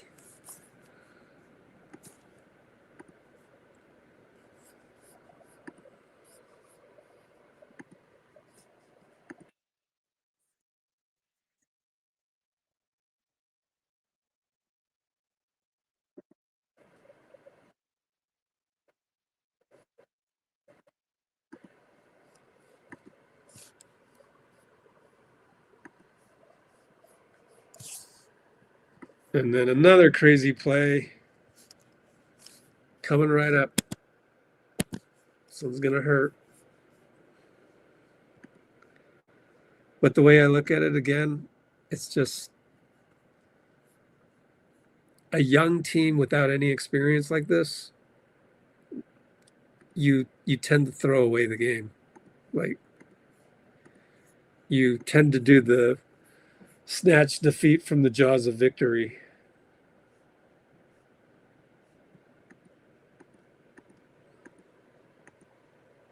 All right, here's Pat. 2, 3, 4. I gotta watch out not to get demonetized here. And so you watch that. He got it in right before the 5th count. But now let's look at the action here. Barlow and Melton, Seth Curry and Grimes. Seth is open right there. Come on, Pat. Seth is open. You get the ball to Seth, man. Who do you want shooting free throws? Seth Curry or DeAnthony Melton? I'm going to take Seth Curry every single time, man. He's a Curry. So thought he was open there. Should have gone between the legs, I guess, if he wanted the right angle. And that late in the shot clock, Buddy's like, oh, let me help. But Buddy is just trying to help too much. Like, he should have gotten out of the way, too. And this would, you don't have time to practice with these 5 guys. In fact, Seth and Melton just joined the team. So, yeah, it gets a little choppy and ugly. And honestly, VJ Edgecombe is super athletic. So somehow he grabs it and he's just so athletic. And they call timeout. Nick Nurse is a smart guy. And, we know what happens after that, right? Melton got a block for it. If you look at the play-by-play. So that's your game. Let's take a look at what Dean had to say. Notes.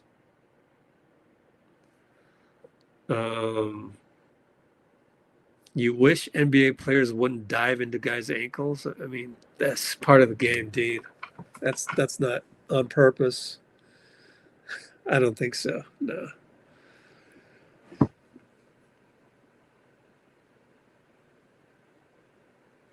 Whole team problem? No, it's not. It's Jonathan. Got to disagree with you on that one too. It's also not a whole team problem that BP is making brain farts here and there. He's trying to do too much in the absence of Steph. If it was a whole team problem, you would see Guy and Spencer making the same mistakes, but they're not.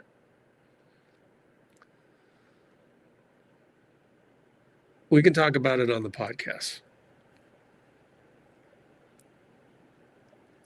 Pods is not a point guard like we thought.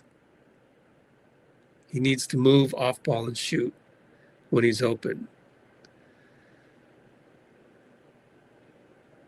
His on-ball defense is nice to throw to. Melt and Seth are going to be good. I don't even know how you got Seth is going to be good from this game. Like, Seth didn't do anything. But, like, I don't know. You're off to a shaky start here, Dean. But Horford needs to be involved in more handoff pick and pops. I mean, we don't have an identity. Like, okay, you want to do all these little things. Like, we got a game. We got a rest tomorrow. Maybe you should do a walkthrough. I don't know. Then you got a back-to-back, of which Horford won't even play one of those. Like, Horford needs to be involved in more handoff pick and pops. I don't know about that. Like, he missed 3 shots at the beginning. He had open shots. Getting Horford the ball was not an issue.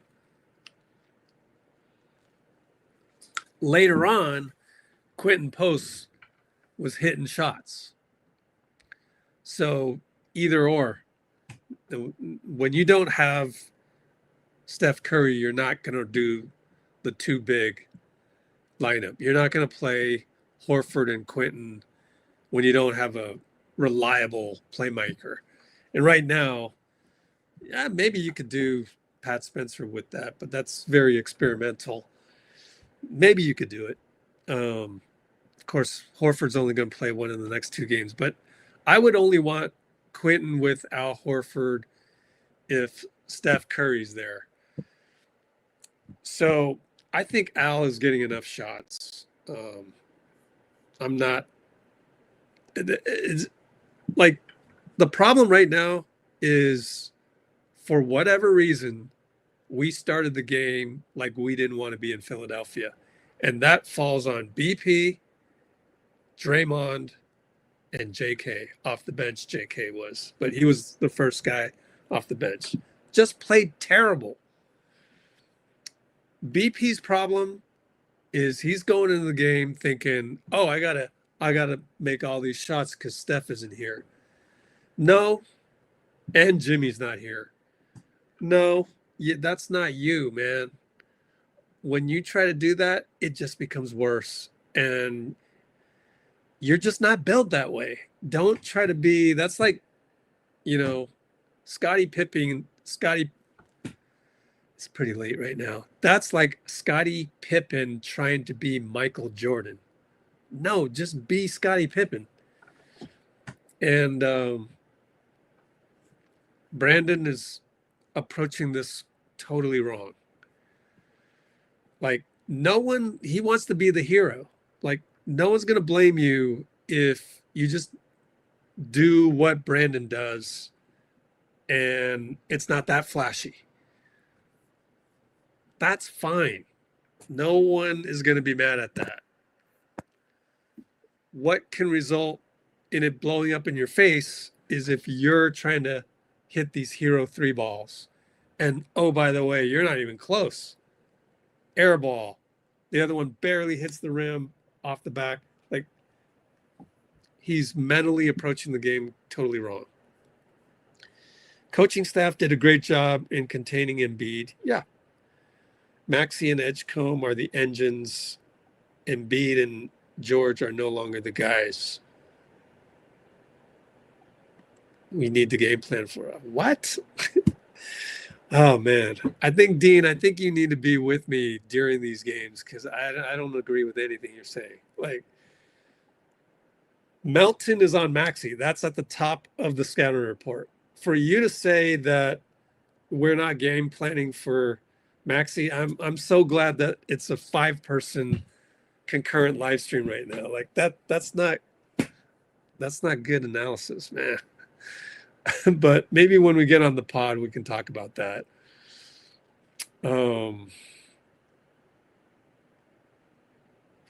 And maybe we'll just have you hop on after I'm done reading all your notes, and we can just talk about stuff. And that'll be all the video that I can edit to make a podcast out of for tomorrow. It's almost 4 a.m. But I'm doing well. I've always been sleeping at 3 or 4 anyways, since the summit. So yeah, a lot of disagreements, but we had Melton on Maxi. That's good enough of a game plan for me. And before that, we had Will Richard on Maxi. Did pretty good job. Edgecombe is just play good defense on him, which we did. He didn't bust out, but he made some really good hustle plays at the end that really won the game for the Sixers. In fact, I would give the game ball to VJ Edgecombe. 2 points, 1 for 3. So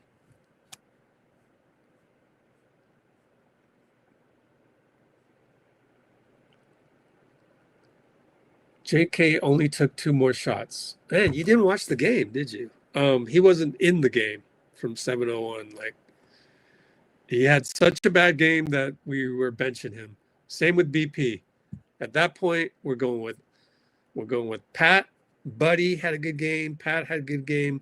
QP, Melton, and either Will Rich or Seth, I think. Yeah, Seth was in there at the end for free throws. I would start Melton, absolutely. Yep. Melton yep. And Curry comes back. Yep. I actually wrote that in my article that I just put up. So go check it out. Let'sGoWarriors.com. Basically, I said, don't worry, guys. We'll be fine. And thanks to everybody for hitting the like button. I already got 4 likes on that one. So that's pretty cool.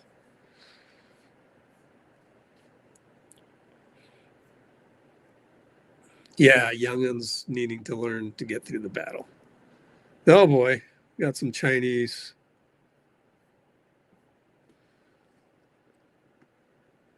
Oh boy. I hope Bruce took a look at this and made sure it was kosher.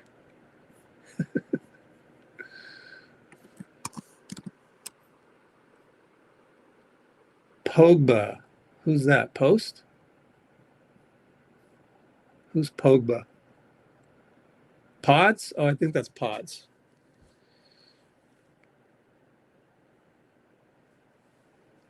Curry's passing, rim protection, and defense are all poor. Curry? This must be a translation error. Moody scored a lot, but his passing? No. These are wrong takes, guys. I've now watched the game twice. Moody, his problem is point of attack. And when he doesn't cut versus when he's shooting, like, again, it's the when to shoot, when to pass, when to dribble. Now, he doesn't really dribble that well anyways, but so the dribble part isn't as much of a glaring issue as it is for Kuminga. But that's Moody's problem. It's not indecisive passing. No. He's moving the ball around, but man, y'all let him get number 1. Uh-oh, Coach Kerr. Do I need to time you out? Let's see. This is not Coach Kerr's fault. This game is not his fault. Don't keep blaming the coaching team. All right, I never did. So I don't know who you're talking to, but maybe you're talking to Twitter.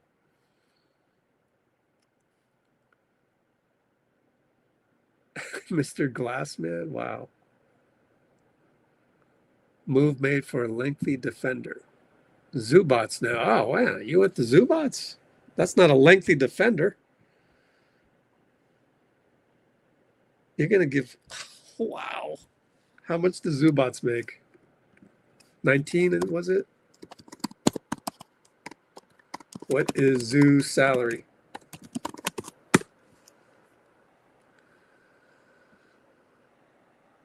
I don't think it doesn't fit. I don't think Zubats fits. Why get Zubats when you can go,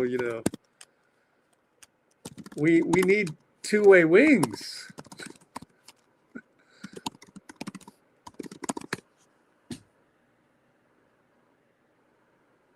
We got till January 15th, man. So don't forget.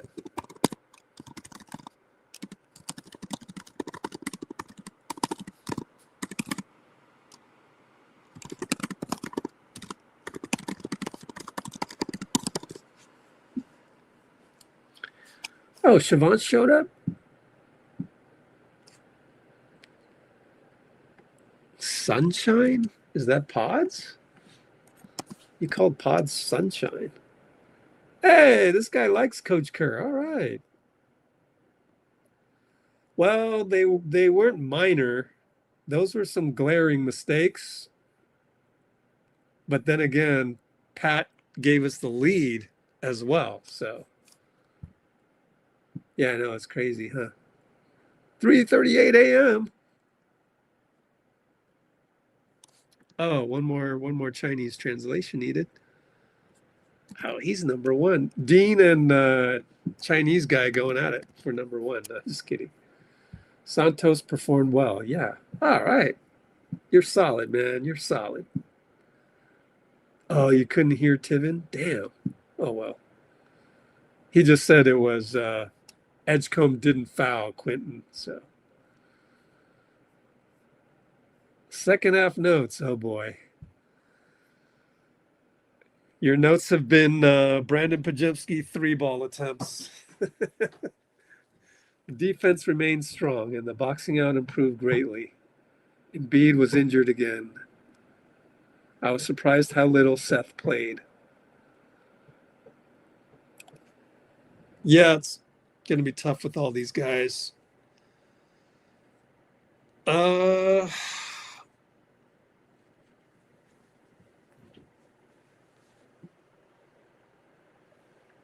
Just like who said it? Pat Spencer said it on the podium. It's going to be hard for Steve Kerr. I don't envy Steve to figure out all these things, but I think at this moment in time, I would play Seth Curry in front of BP. BP is playing so bad that it's time for Seth. Try out Seth a little bit more. But you had to have this game to see just how bad BP has been, and it's now becoming somewhat of a pattern. But we have so many players that okay, you suck, you're out, and he sucks, so it's time to bring in Seth. So I agree with you on that. However, for tonight, might have been hard to just immediately pluck BP out and put Seth in, But now you're giving me reasons to do that, and so yeah, that's a good observation. I think I would say that next game, yes, I would like to see more Seth and less BP, but I don't know, the details behind closed doors. And we still got to root for the team. So there's that. But I agree with you for the most part. Oops.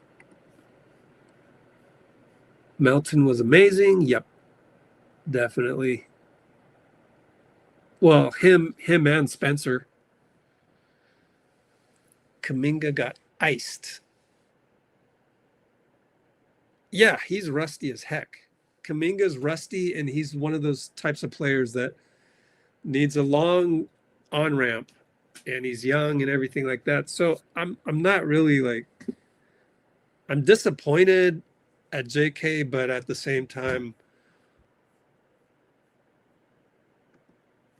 I'm rooting for him. And he's still a big body. So as long as he's not just giving the ball away which he did twice.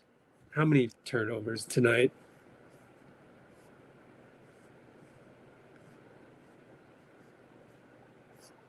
Oh, need to look at all periods.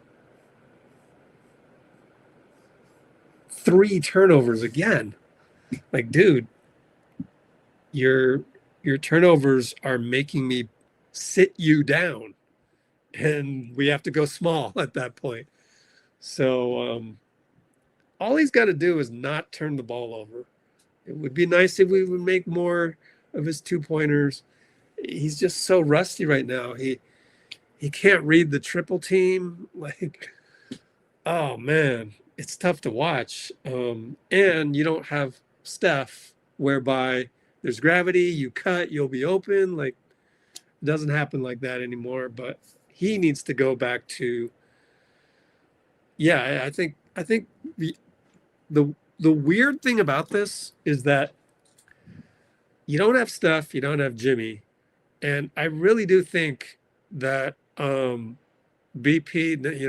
now that we're thinking about this out loud more and more, BP and JK probably put too much pressure on themselves. I think that's what's happening. And it's backfiring. Like, when are you going to learn?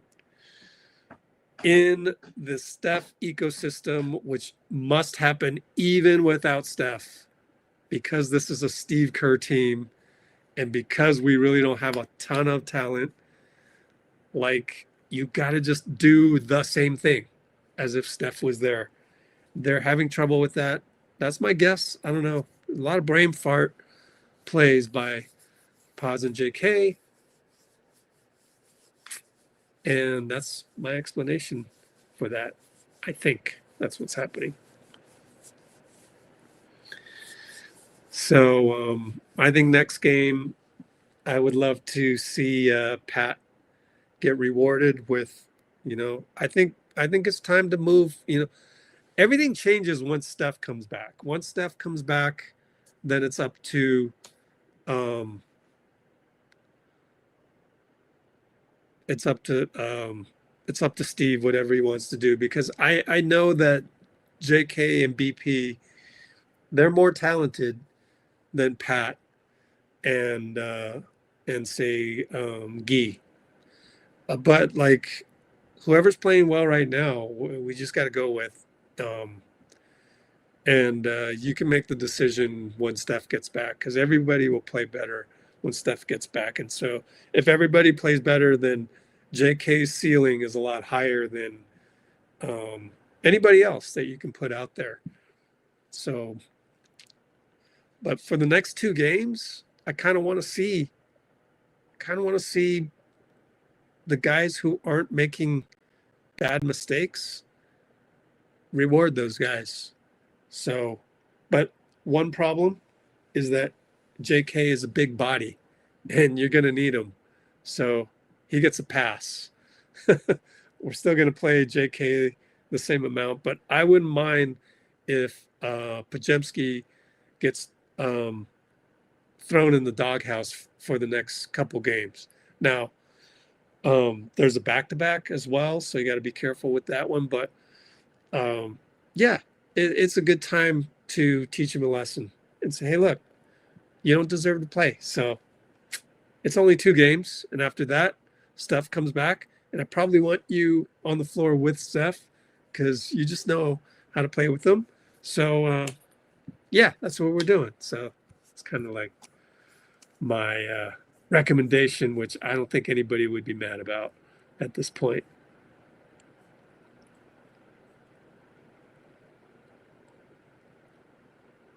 You should put this in an article. Any chance you can copy paste all these into an article? Would be a nice recap. You're writing so much for the website. Get your name out there. All you got to do is copy and paste it. I'll format it and just get it in the website.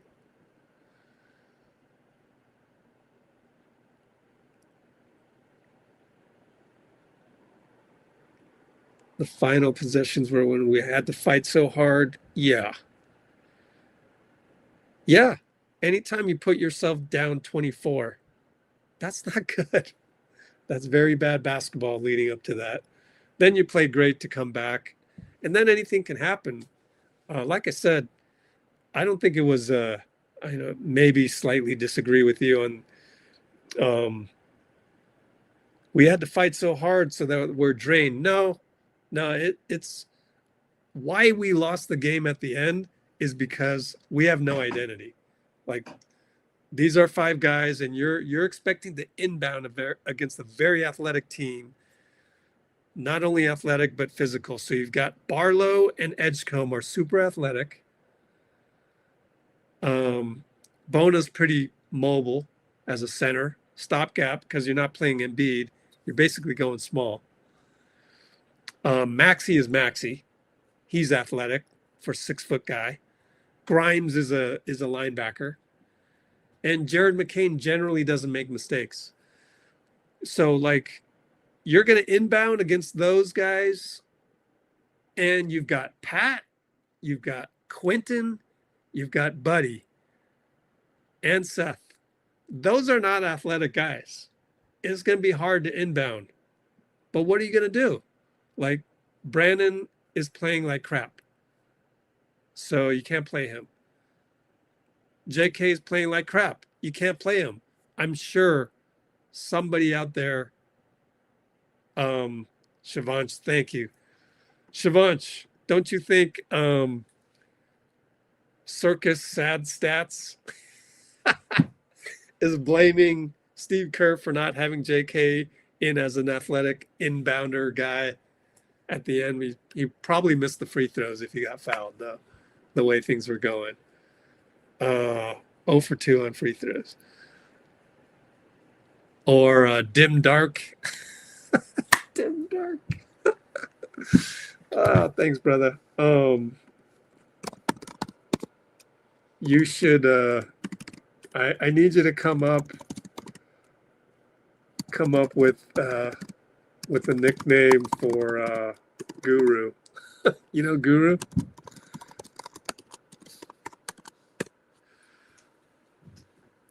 Who else? Nah, there's probably somebody else on the radio station. The thing is like KNBR isn't like that. Like they never have crazy people like that. But let me screenshot that. Thank you. My brother. All you guys. Dean too. Look at you, Dean. Look at all those notes, man. But I tell you what, Dean, I really appreciate you making your input like this. This is I didn't expect so much input like that. So it's impressive, brother. Okay. I'm going to DM myself the screenshot. Upload a file. Screenshots. Desktop. Is it desktop? Yeah. Oh boy. I just did iCloud for this. So I don't know what I'm doing. Date last added. Oops.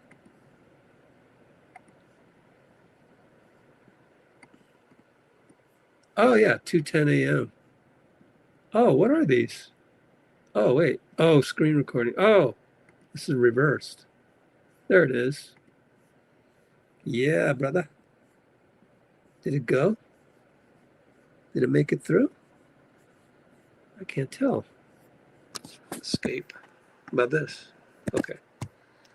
Well, I DM'd myself so that I could later on download it on my phone. Enable the live chat.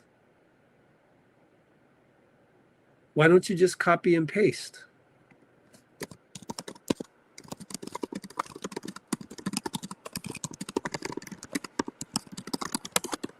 Oh, I love my new computer, man.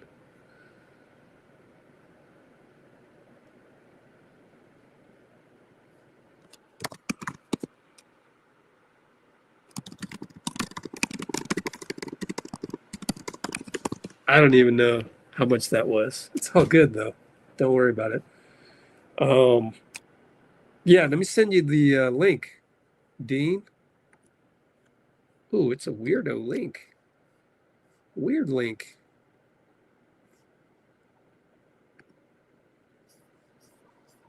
By the way, I asked Coach Nick of B-Ball Breakdown, as you can see down here at the bottom of the Discord. Oh wait, I shouldn't show you that. Did you guys peek? Let's do a poll. I hope you didn't see that. It's very small to read.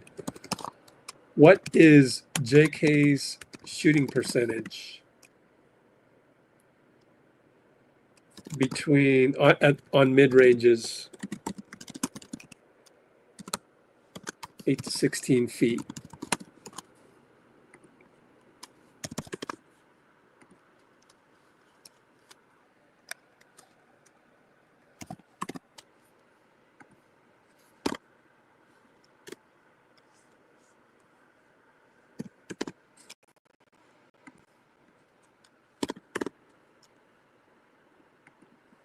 Okay, the 7 of us. Hope somebody votes.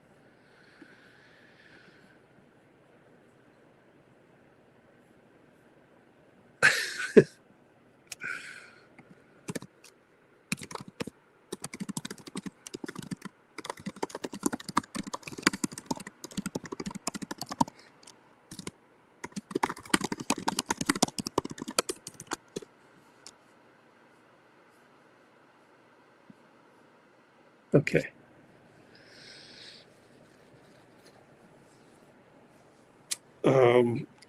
I thought I was thinking 33%. That's what I thought. Oh, you know what else I got to do? I got to check StreamYard to see if it processed the video. Yeah. Shorts and Reels mode.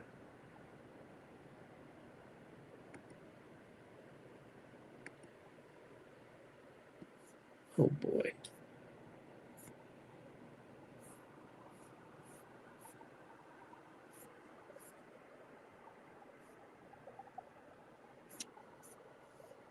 What?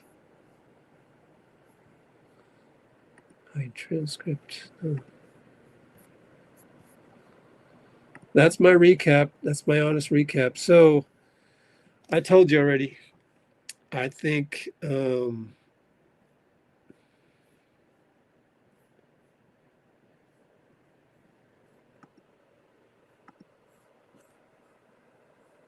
next game.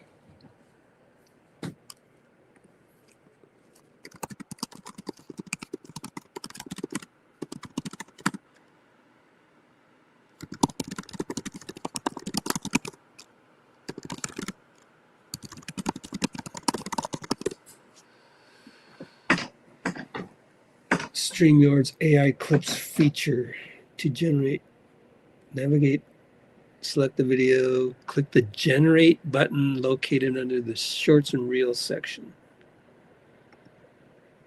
Generate. Where's generate?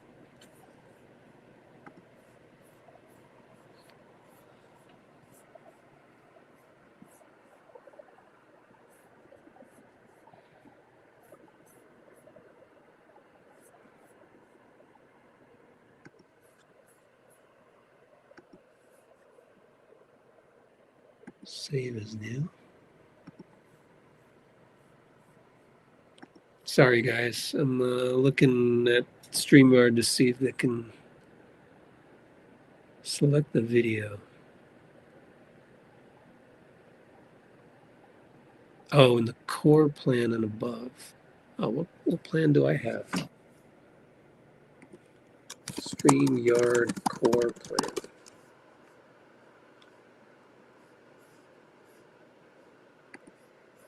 Probably don't have it.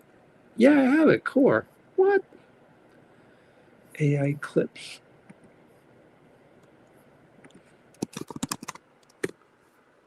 Hold on. StreamYard, library.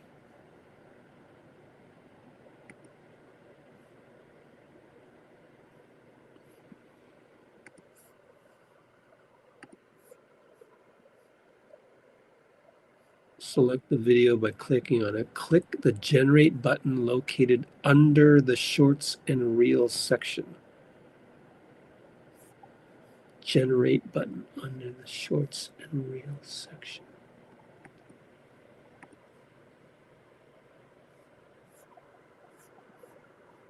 There is no such thing. Publish?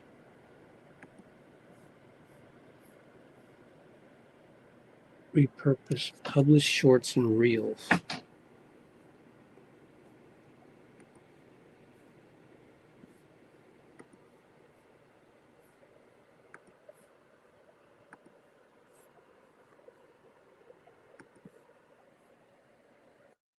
Oh, I see. Oh, sorry. Oh, there it is. Turn your broadcast unavailable. Cloud recording needs to be between 30 seconds and 2 hours? Oh, dang. Mine was 3 hours. Okay, I'll split it in half later. Okay, we'll figure it out. All right, Dean, I'll send you the link, and then we'll keep going. I don't think I can copy and paste, but I'll copy them down from the video for you. Huh?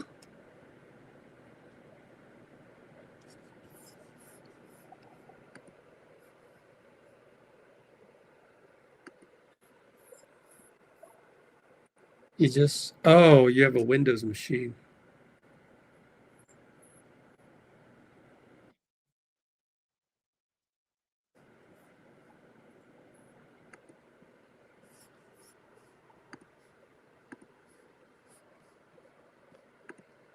Oh, had another window open.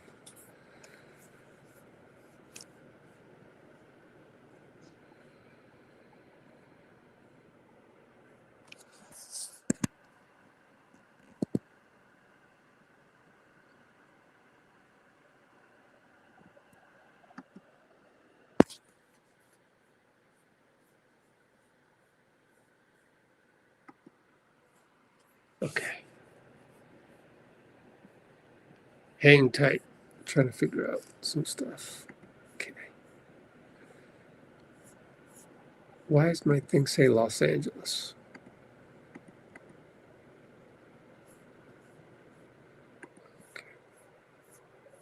Okay.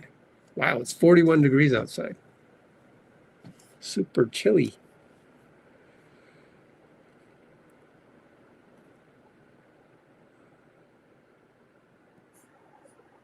Text to voice.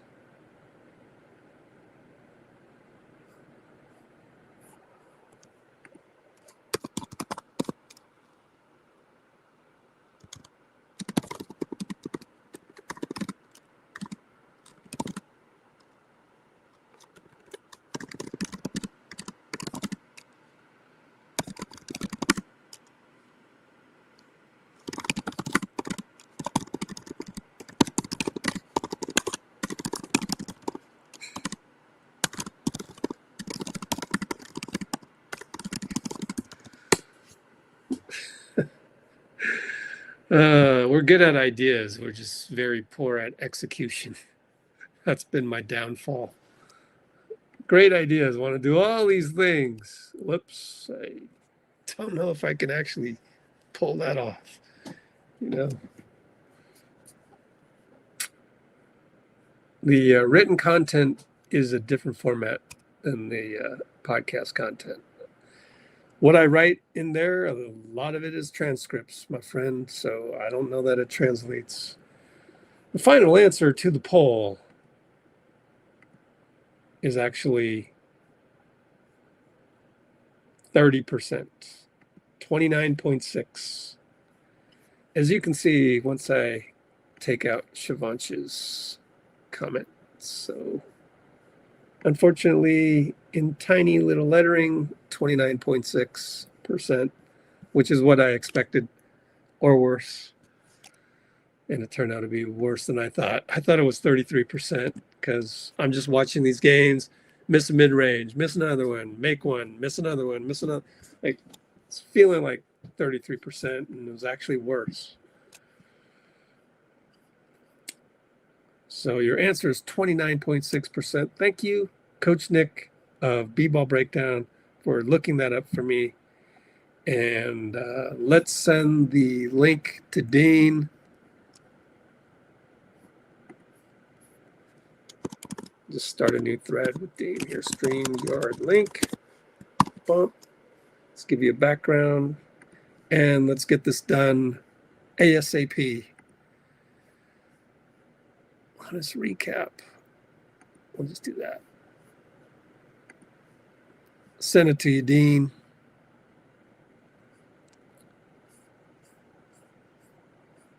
Huh? No, we're doing it now.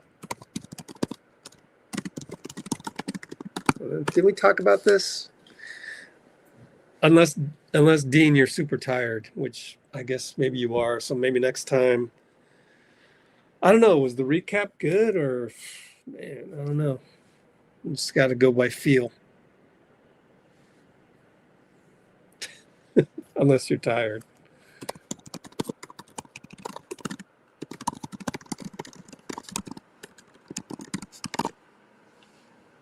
We can just talk for 10 minutes. I guess I'll wait. Unless you fall asleep and I don't get your answer. You're probably tired, though. Hard day at work.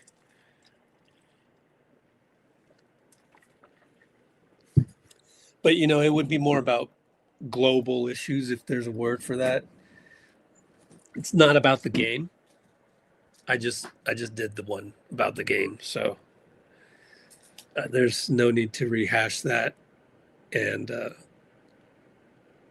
for the most part, I think I read out your notes.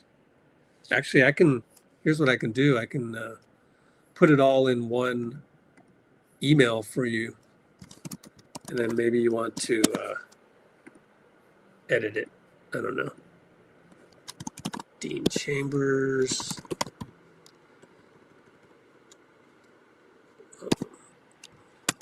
Your notes from GSW-PHI recap. And I'll just copy it for you. Let's go all the way back up.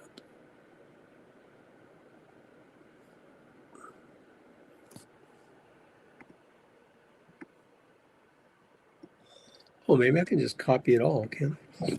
Excuse me.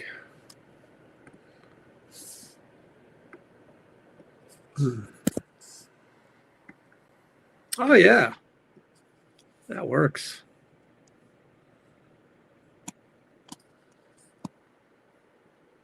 It's a little messy, but then you got to erase your name. It's all there.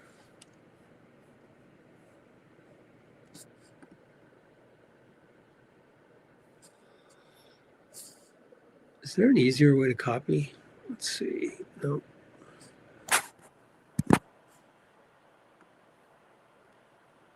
Then we got the Chinese.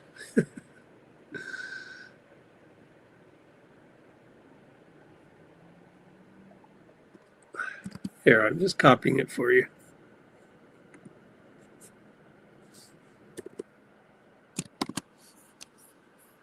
So you have the meat of it.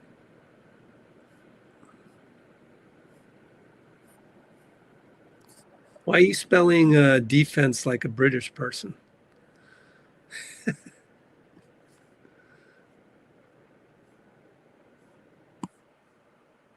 There we go.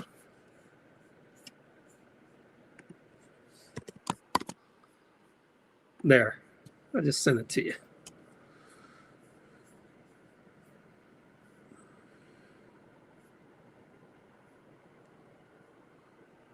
Oh, hopping on now. Cool.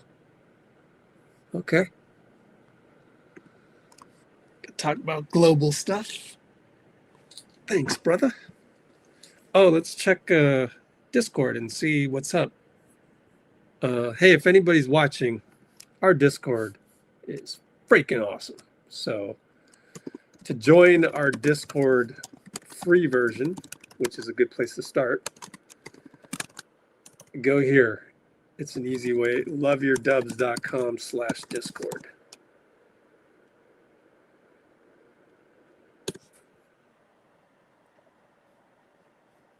Star that, put it on there, and make sure the link works. Yeah, it works. Oh, it's a VIP. Free trial. Oh, wait, here. I don't want to force you guys into the paid version. You can just, to join our Discord. Let's try that again. To join Discord, free version. Discord free version. It's on the WAP platform, which ties in Discord. Let's go Warriors Discord free. Oh, there you go. That's the one you want. So I'll remove that. Dean is in the house. Hold on. Boom. Dean, eating. Okay. So I think we should turn it into this version. Rich. All right. Line up our noggins. Oh, you're out of here. Device not connected, Dean. All right, we got 11 concurrence at 4 or 5 in the morning. What is it, 4:30 in the morning? Yeah. Well, I'm ready to talk about what I already talked about in the previous live stream. Man, so I've been live for like 8 freaking hours today or something like that. But yeah, about to talk about some stuff that we've already talked about. Publish, complete, edit it. Oh, I gotta edit that crap. Edit and repurpose. Yeah.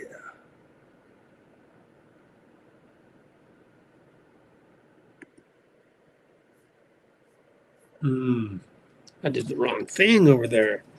StreamYard. Shoot. Oh, there he's back. Oh, I got the cat too. Absolutely. She's always here. Let me see if I can add that background real quick. All right. Well, Been having a little trouble with my camera. I'm sorry. Oh. StreamYard. Okay, let's see if that works. Yeah, well. Yeah. Oh, I have an idea, but go ahead. Yeah, that's why I spelled defense like a British person. This is my Seven Oaks School Cup, which is a crazy high school in England. Yeah, I think if you can send me those notes, I can draft that into a little article about the first and second half differences, if you want. Sure. Well, try and get up by it's tomorrow. already in your inbox. Cool. Should Great. be. Thank you. Oh, cool. Look at this lady. She's pretty.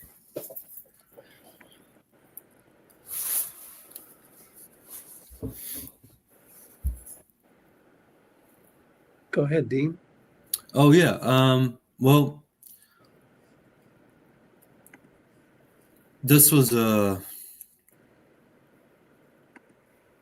second game in a row where, you know, we were down huge, and the fight of this team, even with all these injuries, Steph and Jimmy, and then Dre, this game, you know, the fight of this team was immense, and the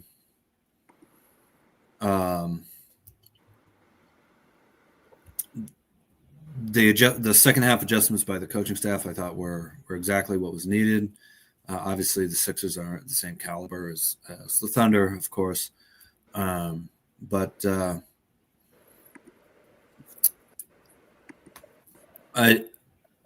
I think there are a lot of just tiny little fundamental things, you know. One of the things I noticed was how much JK dribbles by his waist. That's an issue. You know, fundamentally, you'd want him dribbling nearer to his knees. Again, as always, you know, I don't know if other people see it, but I see this team really jumping hard for rebounds, not hitting someone and boxing out first. You know, which is fundamental to preventing second chance possessions. Although in the second half, we were a lot better with that type of stuff. As per usual, when we go hard into the paint, when we kind of try and crack the glass. Shout out Showtime Taylor, hard in the paint. Exactly. Yes, sir. Yes, sir. But it's true, man. When we go hard in the paint, we kind of crack the glass on the way the perimeter defense reacts to our 3-point heavy offense. You know, every time we had a big momentum play, it seems like we were at least able to draw the defense into the paint and then get an open shot from three. Every time that we stalled out a little bit, it was just moving the ball around the 3-point arc as if the line was a fence we had to jump over or something like that. Excuse my phone.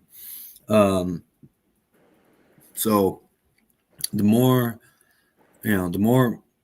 we can at least get the ball close to the hoop and be a threat there and go hard and get free throws. I think we had 0 free throws in the first half, and we were like 6 of 8 with like 6 minutes to go or 4 minutes to go in the third quarter.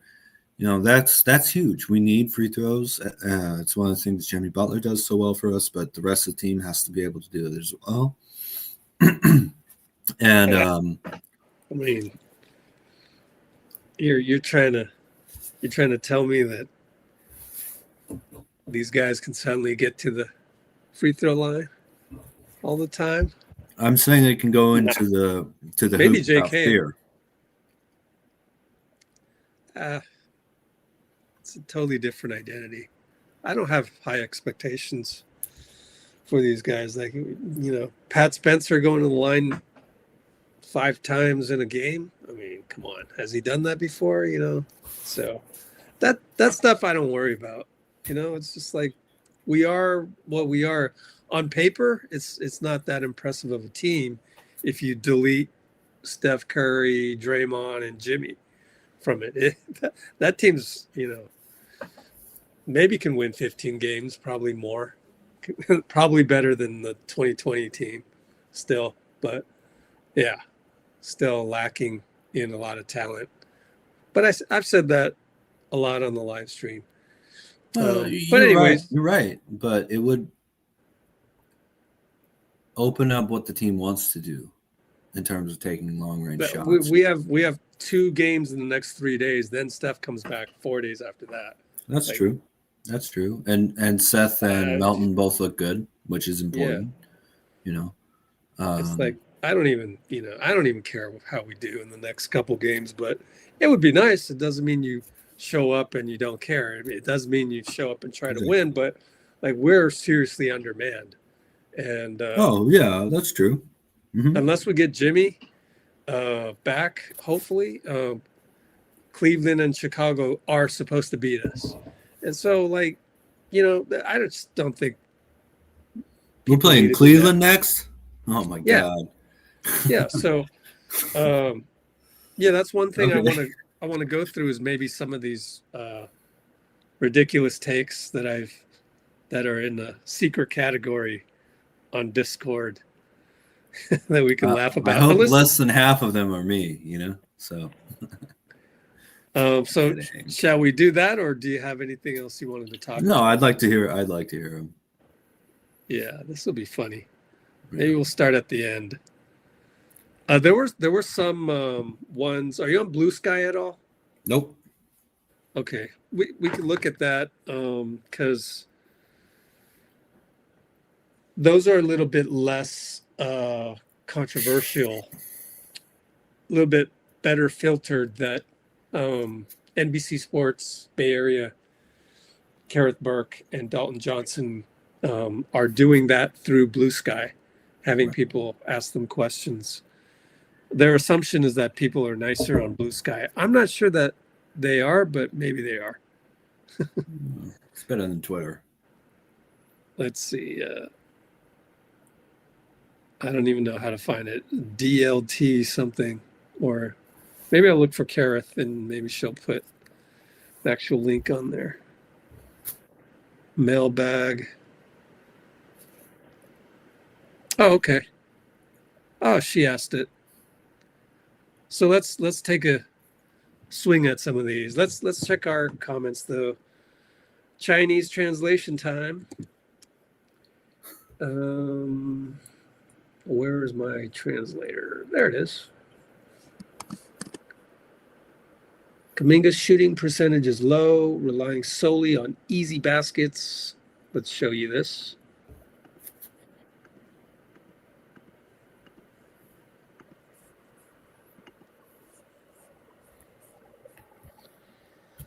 We can do this format.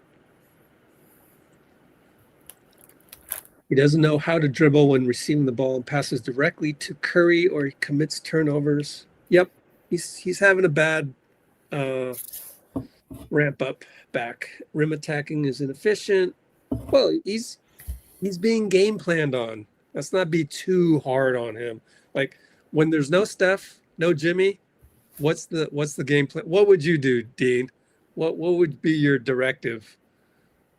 And by the way, you've got names that don't jump out at you at all the other positions. You are the opposing coach. You know JK is the most talented player on that roster. What would you do? I think I would love to play him at the dunker spot, and maybe. What would you do to game plan against him? Oh, against him. Oh, yeah. Well, I guess I would funnel the ball into his hands, then play one-on-one defense and ask the defender to keep his hands low. Make Kuminga dribble forward because his dribble is too high, and he dribbles it in front of him rather than to the side. And if you have a high dribble and you're dribbling forward rather than sideways, you don't even have to swipe at the ball. He's going to dribble it off his foot. So what was I missed that part? I was typing, but say that again. What is your defensive game plan on JK? I would try and get him around the top of the key rather than in the corner on the baseline, around the 3-point line, and I would like him to go one-on-one and dribble forward rather than to the side because his dribble is too high. It's around his waist. It's above his shorts, and when he's dribbling forward, he's likely to dribble it off of his foot or have to pick up the ball and pump fake. And he's telegraphing the ball too much.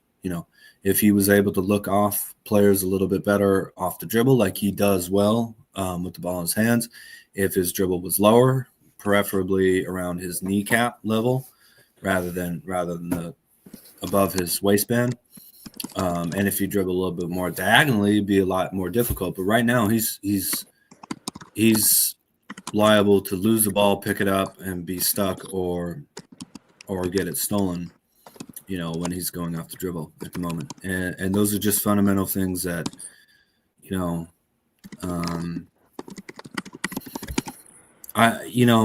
can talk about him being 16 compared to AAU. They don't teach that stuff in the AAU.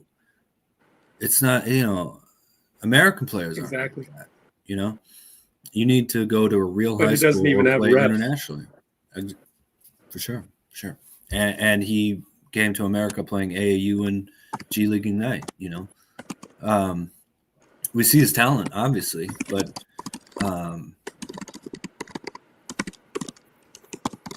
there's just fundamental things. And you might disagree with this, but I feel like he's representative of a lot of different fundamental issues I feel like a lot of the young players, at least on this team, have.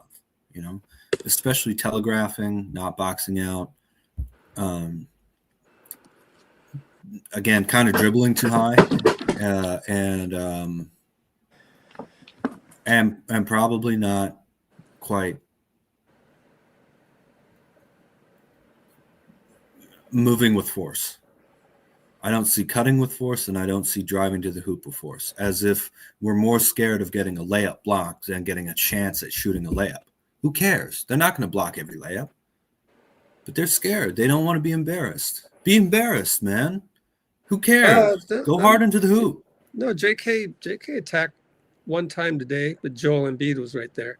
No, I think, can you just say one more time? Because I had to deal with the guy in the comments. What is your game plan against JK if you're Nick Nurse tonight? It's isolating him outside of the corners at the top of the three. I think you're making it too complicated. What you do is you double team him. You double team him and you make him make a decision. The reason why you do that is because he's going to have to make a decision. But I know that inside his brain, he's a 16-year-old basketball player because he's late. He got here at age 13. I don't know if I agree with you because I think he's going to make a mistake. I think his vision's okay. You should agree with me because that's what they've been doing. Let me make the case. I think you can disagree with me, but then you're disagreeing with the actual game plan that we've seen. So okay, but JK getting double teamed without dribbling first. No, with dribbling first. That's exactly what I'm saying. Well, you said to have him go one-on-one. Oh, so go one-on-one first, then double him. Okay, so we're saying the same thing. He has to pick up the dribble because he's not protecting the ball with his dribble, and he's dribbling too high. So he's either going to dribble it off his foot, have to pick up the ball, or. But the coach isn't going, oh, he's dribbling too high, so let's do. No, he's just saying we're going to double team him at the right time because he doesn't know what to do, and right now he's stuck. But you want to force him to have to dribble into traffic because you know he is going to be uncomfortable and either lose the ball or have to pick up his dribble with nowhere to go. We're saying the same thing. Yep.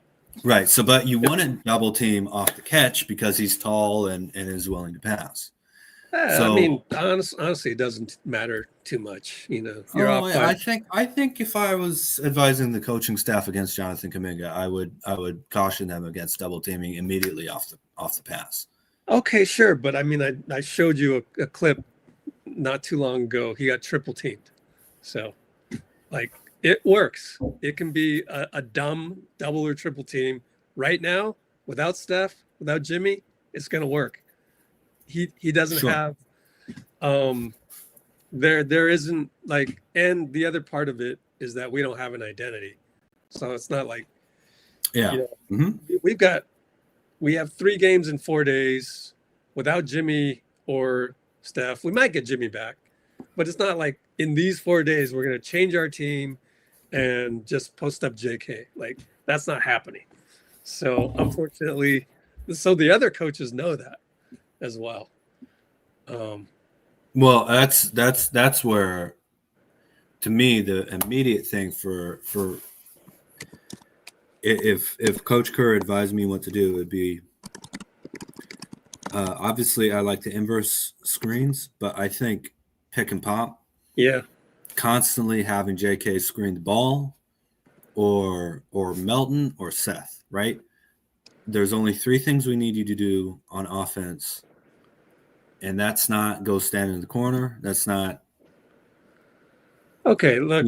I think dribble the ball too much. I started this argument to make the case that we should not be throwing JK under the bus. I'm not saying you're throwing him under the bus. I just mean we should give him some grace here. He just got back. There's no Jimmy. Yes, there's no Steph. His game has been steered more towards.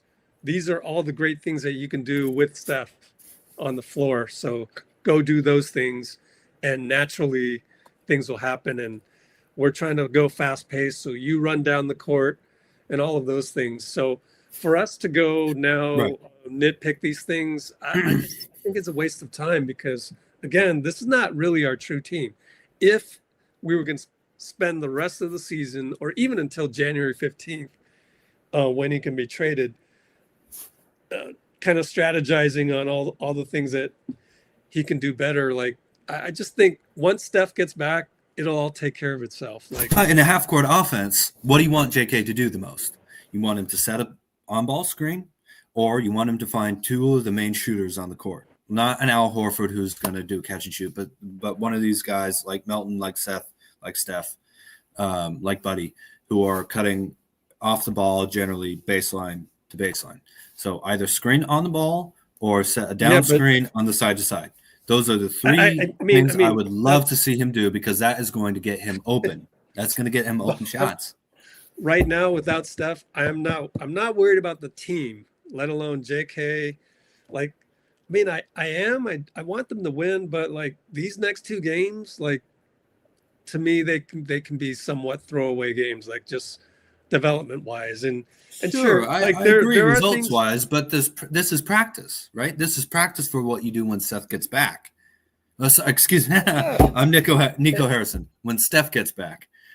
This is like summer league games to me. Like I don't know. Yeah, like practice. I just have a different, like maybe I'm just psyching myself up so that I don't get disappointed at all. And actually, I think there's some good in that. Like tonight, like I don't feel terribly bad about this loss. Now, when I went through all the plays that sucked at the end, of which, let's be honest, Pat was responsible for two of those. Like, but he also brought us back and he gave us the lead on that 3-ball and all of that. So, too, man, like, I don't want to dissect Kuminga this much, I know it sounds like wishy-washy sometimes. Okay, but you asked for my game plan, and I think. Yeah. So you went down the game plan path when I was trying to make a point that it's extra hard for him right now. So why don't we just lay off a little bit? Young player. The guy in the comments speaking the Chinese stuff is saying Kuminga is not worth the high salary. That's a bad take. Kuminga's salary right now is he's calling him fair. Jibu though, like he's IG. He just Jimmy. This is the translation for Jimmy. Oh, what was it? Jimmy is also overpaid. That's another bad take that's out there. You can't call a guy that's overpaid when you were stuck last trade deadline. Your only choice is to go trade for Jimmy, and he happens to cost that amount plus the extension. That's just how much he costs. We didn't really give out much for him anyway. I mean, I love Wiggs, but it wasn't. Actually, we should talk about that. Eric G hit me up today, and friend of the show. Here's what he said. So this is something good to have on the podcast. He goes, so pretend I'm Eric and I'm having a debate with you, Dean, especially after what you just said. Sure. Are you sure having Wiggins for $20 million less than Jimmy wouldn't be helpful right about now? As I recall, I said, if you make that deal to win now, you trade JK. And you keep Wiggins. And that would be the only way to be a ring contender. But in fairness, they made last season way entertaining by mixing it up, but did not make them a title contender. And now, due to Jimmy's salary slot, which the guy on the screen would agree to, it's going to be difficult to find that missing piece. However, that's a little bit different than saying Jimmy is overpaid. When you say Jimmy is overpaid, it's as if you could somehow cut his salary. Like, those are the wrong words. I'm being very picky, but anyways. And Eric also says, don't trade this year's draft pick because it's a good deep draft. He also says if they want Trey Murphy trading with Kuminga, blah blah blah. It depends on how bad our one-loss record is going to be on January 15th. If it's bad, then we're going to have to throw in picks, I think, like sweeten the offer, because then we'll be the more desperate team. But Brett Siegel put in his article that New Orleans is going to try and make Trey Murphy their franchise player. So the franchise player? Wow. Okay. So it doesn't look like they want to trade him, or they would have a high asking price because they're desperate now. Yeah, that's New Orleans is in a point where they need to have one star to bring in people, even though nobody goes to games there at all. So yeah. It's the we're not New Orleans. Whatever. What do you mean not New Orleans? Most teams don't have a franchise player. We're gonna make Trey Murphy a franchise. Like, come on. Is he gonna be an MVP candidate? It's not a question of whether they're foolish for doing this. I mean, you could say Chicago was foolish for making Zach LaVine their franchise player eons ago. The bottom line is when you're a team that's like that, you can make the case that Utah Jazz had decided to make Lowry their franchise player. Like, they need to have somebody that people will go to the arena to watch. If it's devoid of a guy, then nobody's going to go at all. Like, it'll be really bad. So that's why I can see why a desperate team would need to find a guy.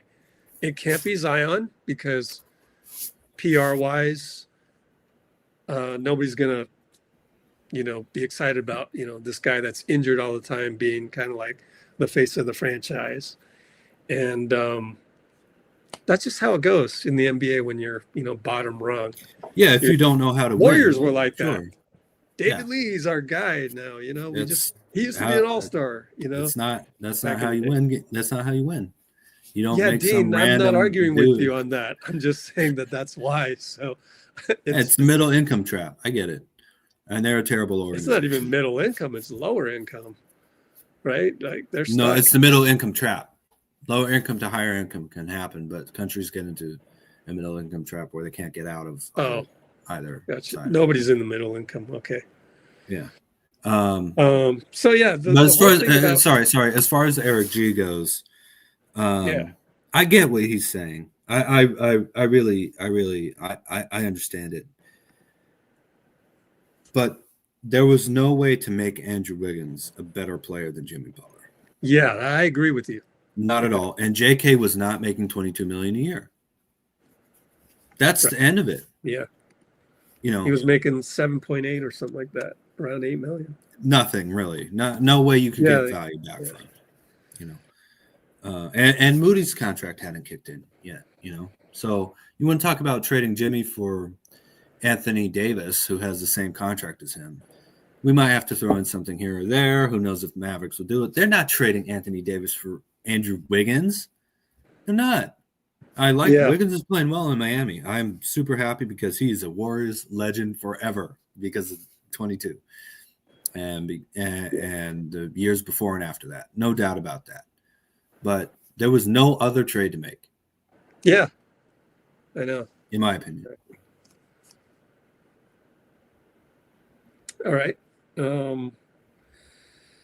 So that kind of takes care of the whole Jimmy's overpaid thing as well. Jimmy's playing style does not match that of Curry. Well, I think you're wrong on that. Look. Does not perform well in important moments. Look, the reason why we're 500, there's probably 3 or 4 reasons. 1, Steph was sick for that week. 2, we get a letdown, and this is Steph's fault, Draymond's fault, Jimmy's fault. The veterans have a letdown when you're playing a team like Milwaukee, no Giannis, but they have a dynamic ball handler like Ryan Rollins. Same thing happened at Indiana. And then Portland, I think, one of them. And then Steph missed some of the other games. Right now, more Steph missed games. Dean, how many games has Steph Curry played this season out of the 23 games? Well, you already know the answer. Yeah. You asking me to guess? Yeah. I think you said it hours ago, which is a different lifetime, honestly, for me. Yeah, no. It's a long day. I love it. It's cool. I have the day off, kind of. I'm gonna drive a little bit, but 16? Oh yeah, good one. Let's go. I remembered it. How many games? How many games has Pat Spencer played? 8? Nope. 12. Nope. 5. Nope. I give up. It's 3. 15. I missed all 3. 15? Oh. And by the end of the road trip, I would expect Pat Spencer to have 17 games and Steph Curry to have 16 games. What, 33 left for the rest of the season, and it's December 5th? I'm not too worried about that. I wrote about that in the article on the website, is that we got so many guards that I think we'll be fine, you know. With Seth and Melt, hopefully Seth and Melt playing. And worst case scenario, LJ Cryer, step on up. Yeah. But look, in case I like of the way he injury, played. I like the way he played in preseason. We don't want that to happen, because if that happened, that means we have injuries. Yeah. Yeah. So let's just hope we get rid of that. I think on. that was wrong. We're 11 and 12 because of a myriad of things. We really should be, honestly, the 3 losses: Milwaukee, Indiana, and there was one more. Probably at home. Probably not Portland, but something similar to that. I got the whole season. Orlando. Sorry, it was Orlando. Orlando? Yeah. Those 3 games. So really we should be 14 and 9. 14 and 9 wouldn't be terrible.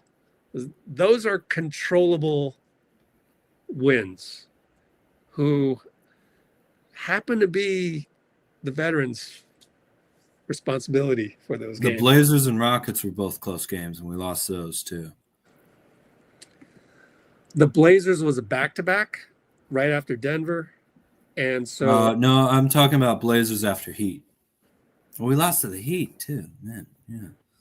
Well, those were without Steph, I think, and it's for me hard to win. Yeah, what did he do? I don't care what anybody says. I thought he got hurt against the Rockets, which was after the Jazz. I think he got hurt against Houston. I have it on my website, the list of reasons why we've lost. But okay, let's go to BK Ref. Said Portland.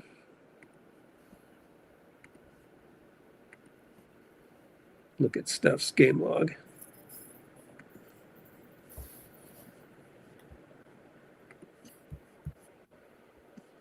All right.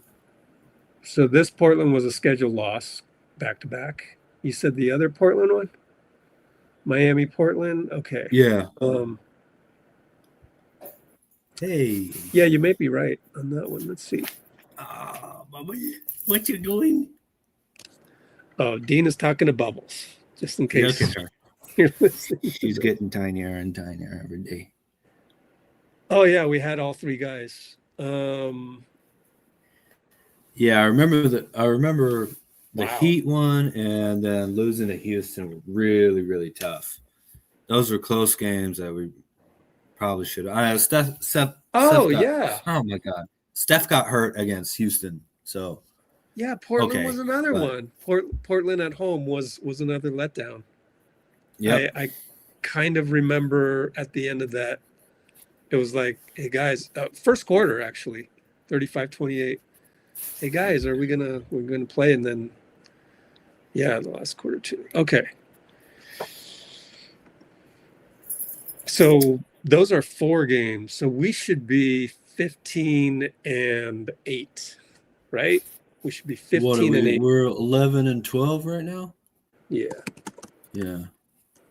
So. And people want to blame everybody except Steph or Draymond or Jimmy. And those are 4 games that they had a letdown. And it's just unfortunate. 15-8 would put us at 6th. So, And we have played a lot, look at that, 15-6 for the Nuggets, 14-8 for the Timberwolves. We played a lot of games in the beginning of the season. So, yeah. Look, this is a team where it's frustrating as hell that we are in the same position we've been since the championship. Around 500, fighting for the 6th seed. Yeah. Probably going to go on a +5 wins, at the end of the season. It is frustrating, and you can blame everybody except the rookies, I guess, who are new this year, for being in the same position for like 4 straight seasons in a row, or 3.5, right? 23, 24, 25, and this one. But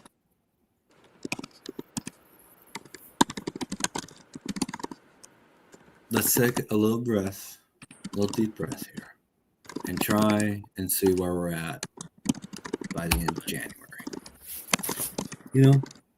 Let's just see. It's December 5th. You know what I mean? No one's even going to remember what happened in 2 years. Like, we're going to have to look it up. Where were we in December 5th, 2025? Because I can't believe we went on this run. Whatever.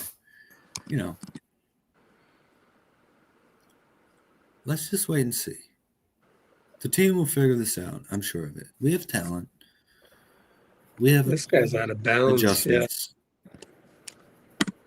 If you're listening to this on the podcast, be thankful, because I got to deal with this Chinese guy in the comments. It's 5 o'clock in the morning, Rich. Going off on different things. And people on Spotify won't even know.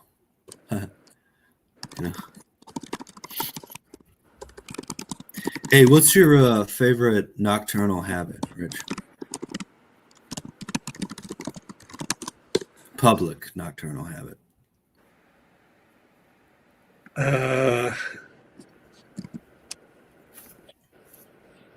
Doing this stuff? I don't know. Starbucks. But they're not open right now. I know. Well, they probably are. It's 5 o'clock in the morning. They open at 4 around here. I had some Starbucks for the first time in years, so unfortunately, I'm going to have to take a bathroom break real quick, buddy. Oh, okay.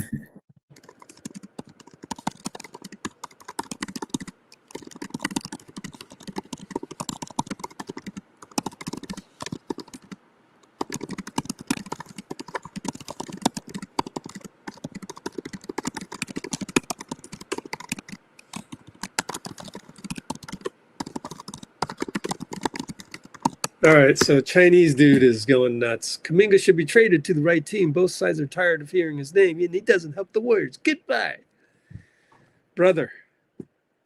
And I say brother because I'm Chinese and a little embarrassed by you. This man commenting right here does not represent all of Chinese fans, I hope, because everything he says is clearly lack of salary cap knowledge. Kuminga should be traded to the right team. I mean, look, why are we worrying about the trade of Kuminga, whether it will happen or not, or who it will be for? So we've already discussed the Jimmy is overpaid problem with that hot take. We've already discussed that. Now you want to talk about Kuminga trade. Like, that can't happen until January 15th. So what are you going to do between now and January 15th? Like, the NBA is a bunch of moving targets, 30 moving targets, more than that, because every player has injuries or this or that. So it's almost, 450 moving targets. And you think that every single day between now and January 15th, which is 40 days, 41 days, is going to be the same? That would suggest that it's Groundhog Day. It's not. First of all, in about 7 days, we're going to get Steph back. So in 7 days, on December 12th, It's going to be nothing like December 5th. So don't worry about it. But I'm going to time you out if you're going to say something outlandish one more time. Then you go and you say the Warriors are great. Okay. I guess so. Yeah. Well, I'm glad you ended with that because the things you were saying before that, if the Warriors are great, then aren't Jimmy and Kuminga still Warriors? Oh, man. Well, I'm trying to give alternative ways to look at all these weird things people say online. So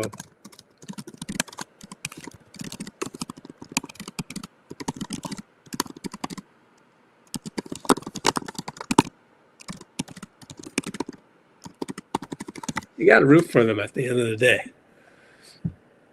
I'm going to look at some other questions here and let's see if we can make some headway. All right.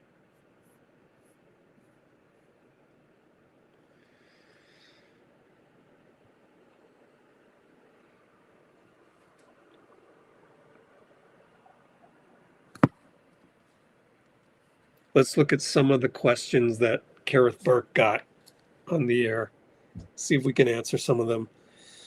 When she was answering them with Dalton, I actually disagreed with some of them. So I have my own takes and they have their own takes. And so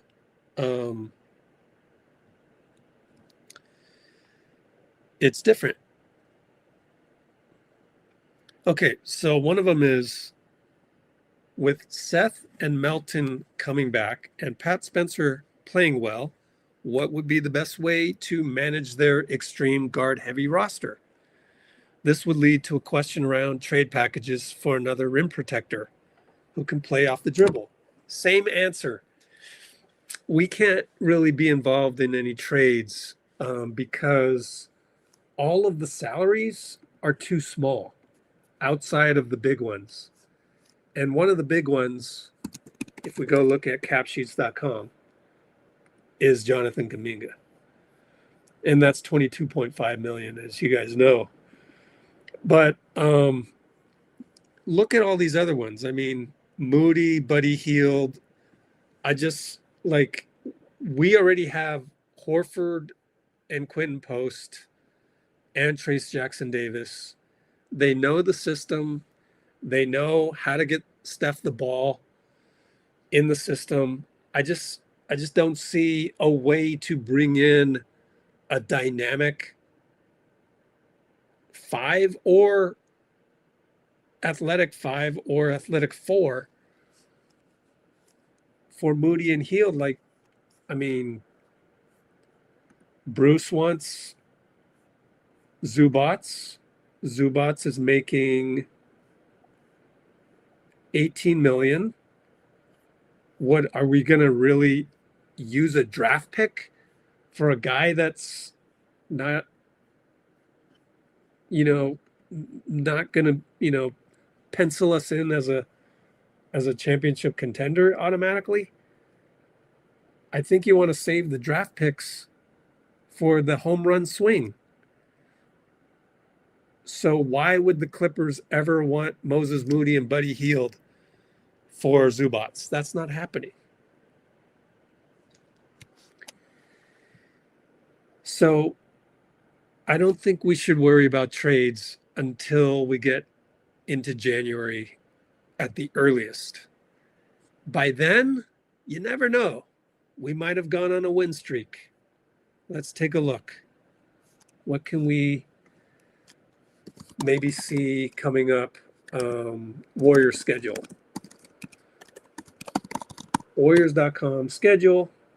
Click on the printable version so we can make it easy to look at. And we need to go on a 4 or 5 game win streak or win 2 out of every 3, generally speaking. We just crossed off these. We've got Minnesota right here, 4 days in between there. Okay. So Cleveland, Chicago might be tough to win that one. Steph comes back.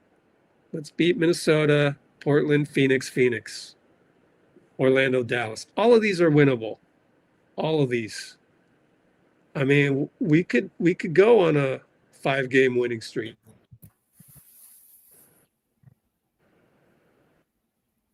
Where's that coming from?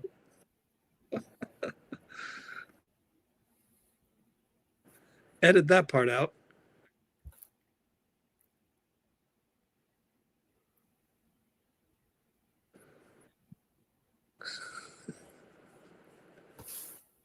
What?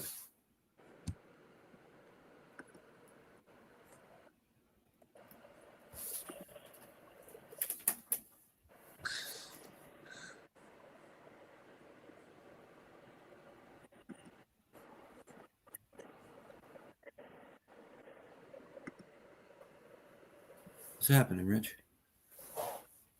Well, we got to edit that part out. But do you have a browser that's playing this current live stream? Okay. I think I found out what happened. Yeah. So that particular browser window opened up. Pomegranate. Yeah. There, I got rid of it. Shouldn't happen again. Where was I? Possible win streaks. Yeah. Yeah. So possible win streaks, going back to the calendar version. Yeah, I still remain optimistic, especially when we have Steph. Look at Charlotte, Brooklyn, Toronto, Dallas. I mean, Toronto's playing well this year. So is Orlando. Mm-hmm. But still, we can beat those guys. Then we got OKC, so that's one of those scheduled losses. Utah, Clippers, Milwaukee, probably without Giannis because he got the calf strain, and hope he's all right. Sacramento, okay, Atlanta's pretty good. Portland's pretty good. New York is obviously good. And the Knicks are on the 15th of January, right? This schedule eases up. This schedule eases up. Definitely. So let's say those two. Let's say we lose to Atlanta. I'll give you that one. Portland. Portland's the one that scares me with those. They just plays really well. Yeah, we got Portland at Portland as well. But we'll take them more seriously, and both times right. Mm-hmm. that they look beatable. So okay, maybe we split those. So then you're can we beat Phoenix twice in a row? I think we can. I think they're a paper, 13-9 right now. And maybe we lose to Orlando, but then we win that one. Let's say we got to go Toronto, Brooklyn, so that's a scheduled loss. So maybe we can win 4 in a row right in here. So that's a win streak. So 4. Honestly, Brooklyn, Charlotte should be a win streak too. Yeah, but it's a back-to-back. So you're taking the loss on Toronto? Yeah. Okay, so 1-0, 2-0, 3-4, 4-1, 5-1, 5-2, 6-2, 7-2, 7-3, 8-3, 9-3, 10-3, 11-3, 11-4. We beat Portland. 11-5. So I think we'll do better than that. But 11-5, if all healthy, and that's always unpredictable. But 11-5 puts us at 22-17 before Christmas. 22-17. We've rattled off one win streak. Standings before Christmas. Is that right? Somewhat before Christmas. Yeah. Oh, okay. I thought it was January. Sorry. Oh, my fault. Yeah, I don't know what I'm talking about. Pomegranate. Before the trade eligibility of the trade. Yeah, I got you. Not the trade. Yeah, exactly. Before JK can be traded. 22-17. I think that lands us still 7th. So you're going to have to go win another win streak after that. So you're going to have to look ahead and see if you can rattle off another few wins. It might be tough. 56% winning percentage. 56.4. Lakers. Okay.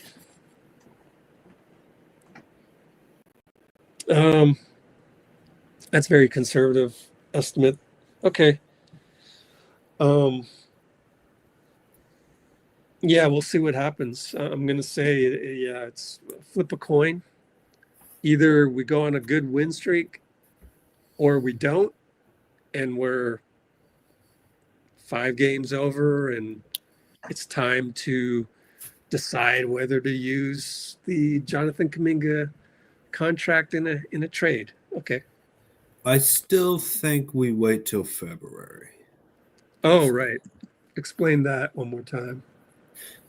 Just there are plenty of trade deadlines where there's a good trade available around December something when the more minimum guys are available. January something where the 6-month moratorium on bigger contracts ends. Right about July to January. But there's always something weird happening at the trade deadline, and I would hate to shoot the shot too early. That doesn't mean that I don't think discussions are happening right now. I think they're going to wait until where we're at in January for the front office for the Warriors, because Mike Dunleavy is not a guy to rush it. But I would hate to, let's go maximum, right? I would hate to spend all the unused draft picks and salaries that we have potentially on Lauri Markkanen, great as he is, if we can get Giannis. That's an extreme version, but it's something where I think it kind of portrays why you don't jump. I don't want to say jump the gun, but you know what I mean. Why you don't move a little bit hastily at the first moment when you can wait till the last, because if it falls through, what do we have? We still have a talented team that still really hasn't played together. Seth, Melton, Horford, Seth, and Dre have not played a quarter together yet. You know what I mean? So I don't think this front office is going to rush. And certainly I think the other side of it is Coach Kerr is going to want to have as much time as he can possibly have to show the adjustments he and Jerry and Terry, as I like to call them, can make. With that being said, you do start making calls rather than waiting for calls to come in based on how the season's gone. And I wouldn't have said that in previous seasons, but we need to go on the offensive, not. Yeah, sure we are. I'm sure we are too. Although it's not, you can't really do anything right now until you see who's where they're at by the time that they're eligible. Other GMs are just not going to want to talk about it, and we're probably not going to talk about it if I kind of have a feeling for how most competent front offices work. They're just gonna want to wait to see what happens after in the new year. All right. So the original question that was brought up was to Kareth, right? Yeah, Seth and Melton coming back, Pat Spencer having a glut at guard. Like, I'm just not worried about that. Like, we need to get through the next couple of games. Having too many guards is a good thing for the next 2 games. And as I said after the recap, I think we should punish Pods just a little bit. We give the opportunity to the other guards. Of course, there's no Steph, so one guy does make a huge difference on a 5-man squad, 8-man rotation, 10, even 12. It's a good. It's not football, No, they're high value, low cost too. So I mean, they have And to have. so I think that's an irrelevant question, honestly. I mean, it's a valid one, but it's also kind of irrelevant. Like, we need Steph back. We need him healthy, and like, really no other discussions should be happening until Steph is 100% playing. Then we can have all of these discussions. The So other thing too get him healthy. is regarding Pods. I just have to say this real quick. He's under our control, contract wise, more than those veterans are. And exactly. The other guy he's competing with is Will Richard, who I think is shown an ability to be a really important defender. So, you know, if you're talking about Seth, Melt, Buddy, Will Richard in terms of standard contracts, Pods can take a little benching in December. It's not going to do it. It doesn't mean anything for him. It means a lot more for a veteran. Getting a facial. All right. Enjoy. Yeah.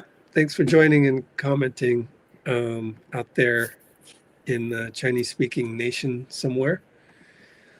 Mandarin, Rich. Yes. Mandarin, sure. It's all the same to me because, Mandarin. I always wonder that. Is Cantonese not a lot different than Mandarin?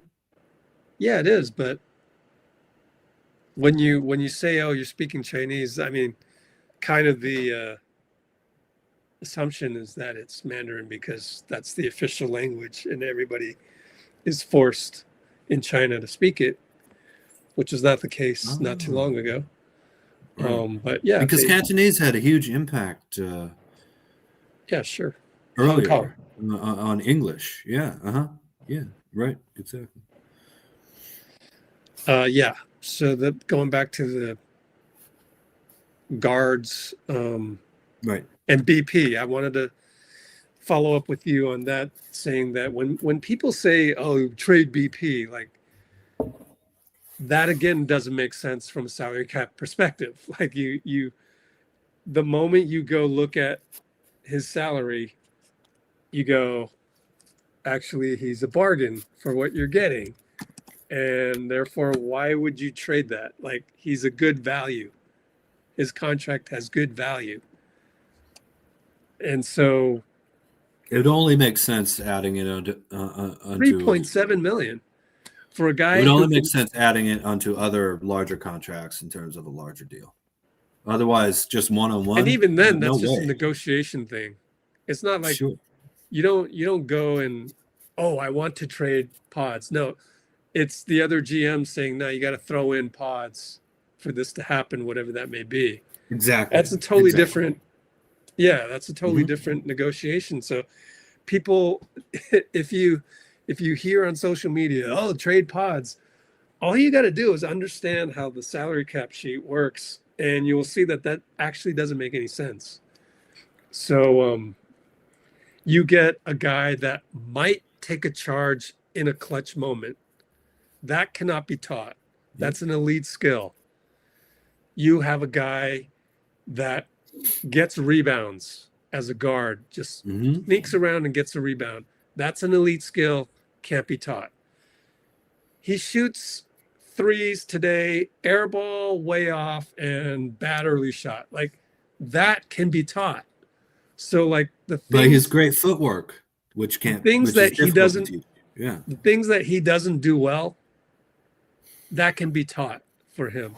The things that he does well cannot be taught to other people. It's high motor. High motor is one of the most valuable things in the league.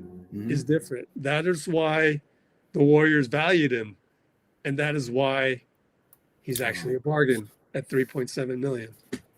Again, mate, he's making nothing, and he's a contributor on a team that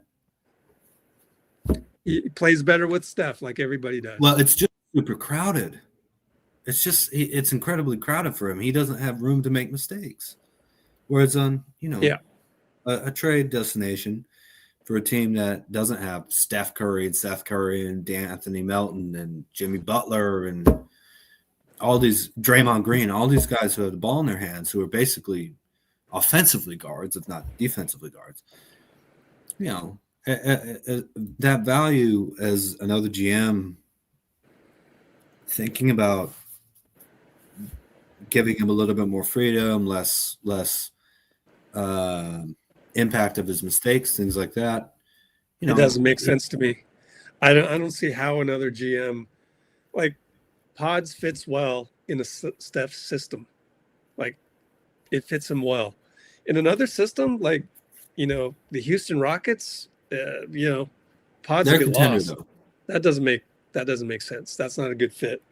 Like, the moment you need Pods to do all these individual put the ball in the bucket type things, that's not Steph ecosystem. That gets a little tougher. So that further makes the trade Pods hot take a little bit unrealistic, all things told, unless, like Dean said, he's a throw-in in a deal that you need to get consummated. That's a bigger deal.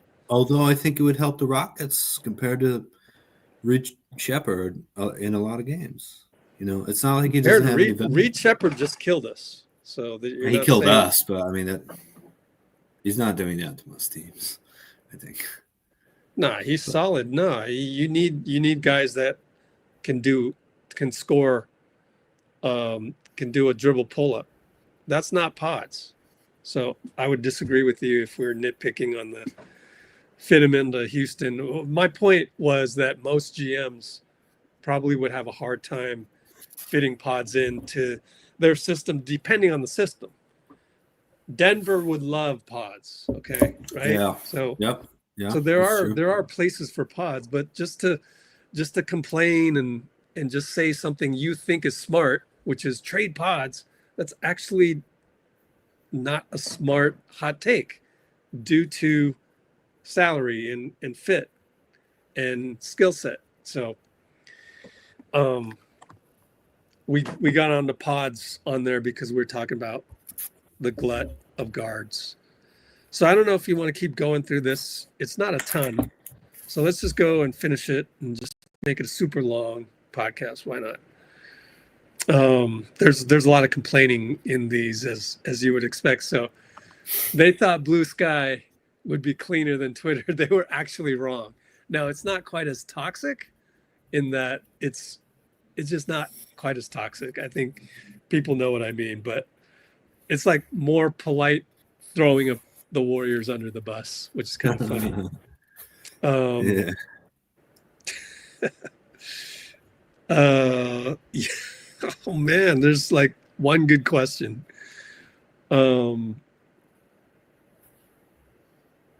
How concerned is the coaching staff and front office? Do they think this is a playoff roster, or do they see the need for major changes?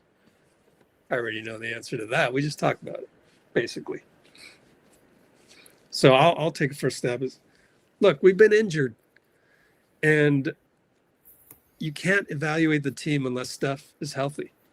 And if Steph is not healthy and you must evaluate the team, well, then that's another story. We may come to that. You never know. Knock on wood. Let's hope not anytime soon.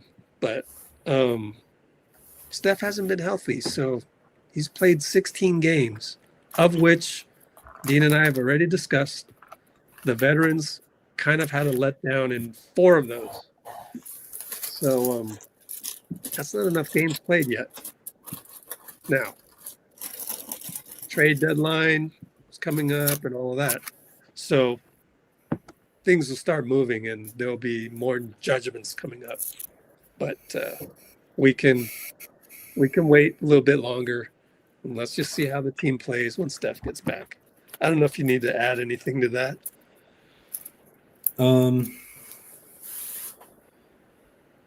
We're not a championship contender at the moment, but we're just not. But yeah, but the championship isn't determined in a month. So I can't. Well, I can't say we that shouldn't we think are, of but I can't ourselves say as that we that. are. We shouldn't think of ourselves as that though, because we haven't been Yeah, for well, we years. have bigger fish to fry right away. But The thing is, though, I think this team is still dangerous in the playoffs. You know, yeah, we're absolutely. a good team, and we're not going to quit. And All I it was takes just is thinking about. you win one series, and suddenly you could be championship contending. So, I think there's some dangerous footing to talk about anything championship, whether you are or not. But anyways, Absolutely, sorry to especially when interrupt. you're not record wise. Yeah, But yeah, we record. haven't, we're just kind of starting to rebuild. I was thinking about this at work.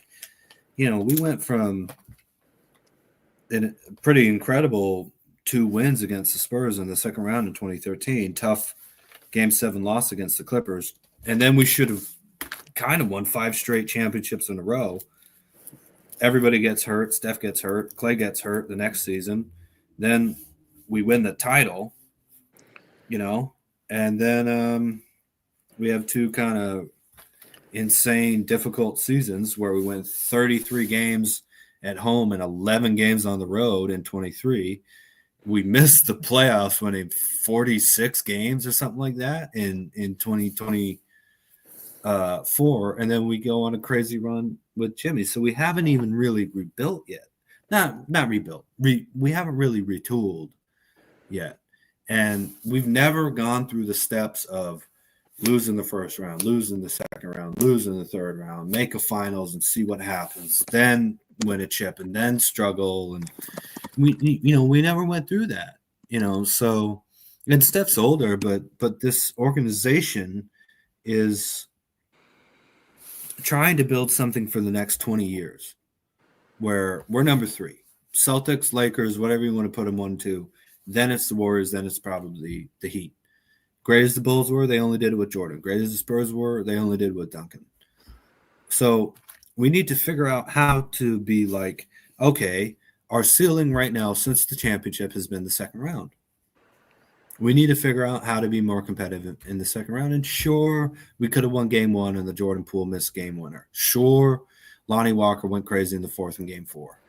Sure, we had a chance. I can't remember. It was game 3 or 4 at home against the Timberwolves, and we couldn't win that one to get Steph back to win. But right now, our ceiling is the second round, and that's okay because we need to figure out how to go step by step and not leap 1,000 steps ahead of what we did, because that's how great organizations work, and not organizations that get lucky and have one nice dynastic run and then don't get back there. And Well, that's I even okay, think you're kind of getting ahead of yourself there too. Yeah, Like maybe we just gotta win regular season games. Like you do need to get that 6th seed. I really do think you do. Mm-hmm. I don't want to hear the play in, we'll win one game. No, like we're old. But we need to get to where we're expecting the 4th seed at some point. I don't know about that. Yeah. No, just get the 6th seed. Like don't do the play in. It's a tournament. It doesn't matter where you're placed, really. I mean, unless you're 4th, then you have to play OKC right away. But even then, honestly, I think it can go 7. But we have to play up to our ceiling by then. We have to ramp up, and we have to peak at the right moment later on. But so immediate problems is just get Steph healthy. That's really it. And then we'll see. And then everybody else wants to have the gun pointed at Steve Kerr, Jonathan, Pods, ready to go. But it really is on Steph, Jimmy, and Draymond. Once Steph gets healthy, they have to show up every game, and they can't have any letdowns. Now, I'll give them the back-to-back.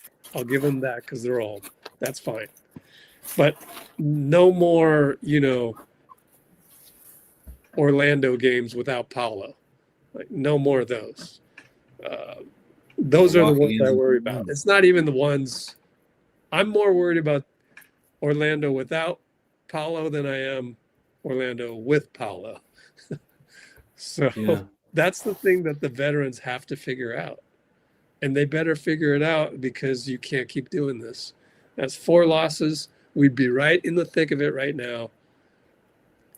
The good news is we just got Seth. We just got DeAnthony. Clearly, DeAnthony is an impact player. And so that's promising. Just like Bruce said earlier, and just like I said earlier, I think it should be Steph, DeAnthony, Jimmy, Draymond, and Quinn Post as starters. And if Quentin continues to struggle, I'll say screw the whole rotation thing where you want Horford to close. We need to come out stronger. Start Horford. I don't care about the, staggered substitutions where he's coming in second quarter, fourth quarter. I get that. But at some point, we got to make sure it's buttoned down from tip off. And if Quentin struggles with that, then just start Al. I don't think we should put as much weight as we have been putting. I agree with you on all of that, Rich. I agree with you on all that. You're totally correct. However, yeah, we've been in this position for the last 3.5 seasons. Okay.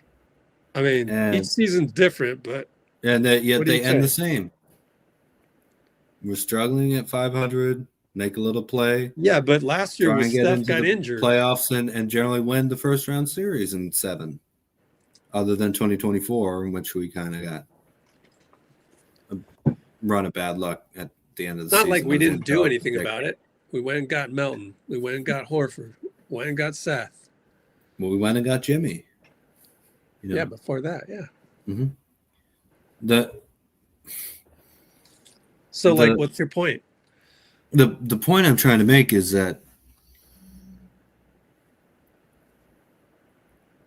all of that is good, but the way we're relying on the veterans doesn't seem sustainable because we keep having the same outcome, which is not bad. It's better than a lot of other teams that keep being consistently dangerous to be a top 8 team in the NBA. Right? You sound interestingly extra pessimistic. So no, it's not pessimistic. I still would love to hear what's your punchline. I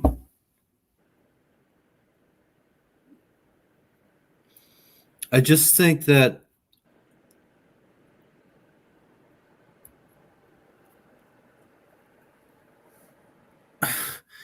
Phil Jackson was so good, man, with the triangle. But eventually the league figured it out. And something new had to come. And I wish I knew what that was.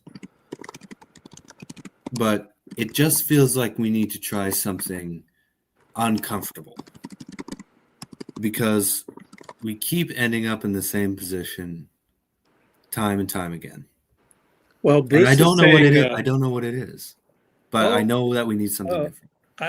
Look, overall, I disagree because we're just in the thick of a basketball season. It feels like the same. It's not the same. It's just the basketball season. This is what you do in basketball. In fact, it very could be a totally different thing because we have Jimmy and because we have different options. You're absolutely right. Yeah, unless you're OKC and you just won the championship and you're 21-1 right now. That would be the exception to that. But every other team is going through what we're going through. Literally, show me a team that's not going through what we're going through. Look at Milwaukee, right? Detroit, maybe, but other than them, yeah. Well, Detroit was mired in mediocrity for a couple of years, and now they're breaking out of it, and we'll see. I mean, they're going to have less odds of winning the championship as compared to us if we make the playoffs. In the East. It's NBA versus ABA. You're totally right. So playoffs is different. But Bruce just brought up, I guess you could call it an idea. And he says, why don't we get a back to the rim guy like Zubats? So there's your, man, we've really covered everything in this podcast, which is a great accomplishment, I think. So I still want to have a call. Do you think maybe that's yeah. the thing that needs to be, what did you call it? Like a risk taking or a, you had the right word. It was something like, I can't remember the word, the verbiage. No, but, we have very short-term memory right now. No, we're in the flow. We're in the flow. 6 We're in the flow. It's not memory. It's just reacting to what's happening. I can't remember anything 5 minutes ago because it's 5:42 a.m. We both have been working hard for hours now. Yeah, you said we needed to do something uncomfortable or something like that. Yeah, we need to get out of our comfort zone is I think what I was trying to say. Yeah. Mm-hmm. Okay. Hey, see, there's the memory. That's a nice little. No, this is a debate that this is a good debate. Yeah. But I could be totally wrong because it's not the same team as 23, 24 and most of 25. You know. I do respect your angles. Now I get see what's great about live streams is we get to talk it out and thoughts build on thoughts. Mm-hmm. And now I understand where Bruce is coming from. Now I more respect the trade for Zubats idea, which again we have the cap sheet on the back screen. Like I just don't know how to pull this off without throwing a draft pick their way.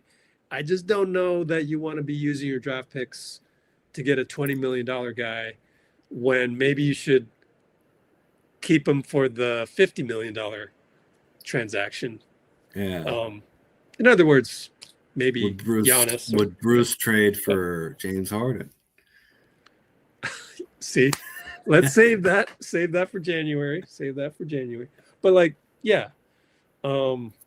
The other thing I got to say about Giannis is that our cap sheet completely empties out, other than the Podziemski extension that's coming summer of 2027. So that's when we can go and grab any free agent we want, probably, as long as Steph, Draymond, and Jimmy, they figure out if that's what they want to do, take some pay cuts, whatnot. So we're more positioned, like people also in other platforms and on TV that I've seen talking about the stuff. Like one of the questions was related to Kareth and Dalton today. What about Lacob? Is he looking far ahead? Yes, he is. What they didn't quite know at the time that they were answering it, and it again goes back to salary cap experience. We are getting nearly everybody off the books summer 2027. This franchise is very, very well positioned to get a free agent, but that's like different, and that's beyond. That's in summer 2027. So I think we're still set up well. Sorry, that should be Steph's final 2 years or so, 2 or 3 years, you would think, if he's healthy. Yeah, so 2 more years after that. He wants to go every 2 years, but we have problems right now. So, so it's complicated. A lot of moving parts and all of that. But like I said, I like the debate because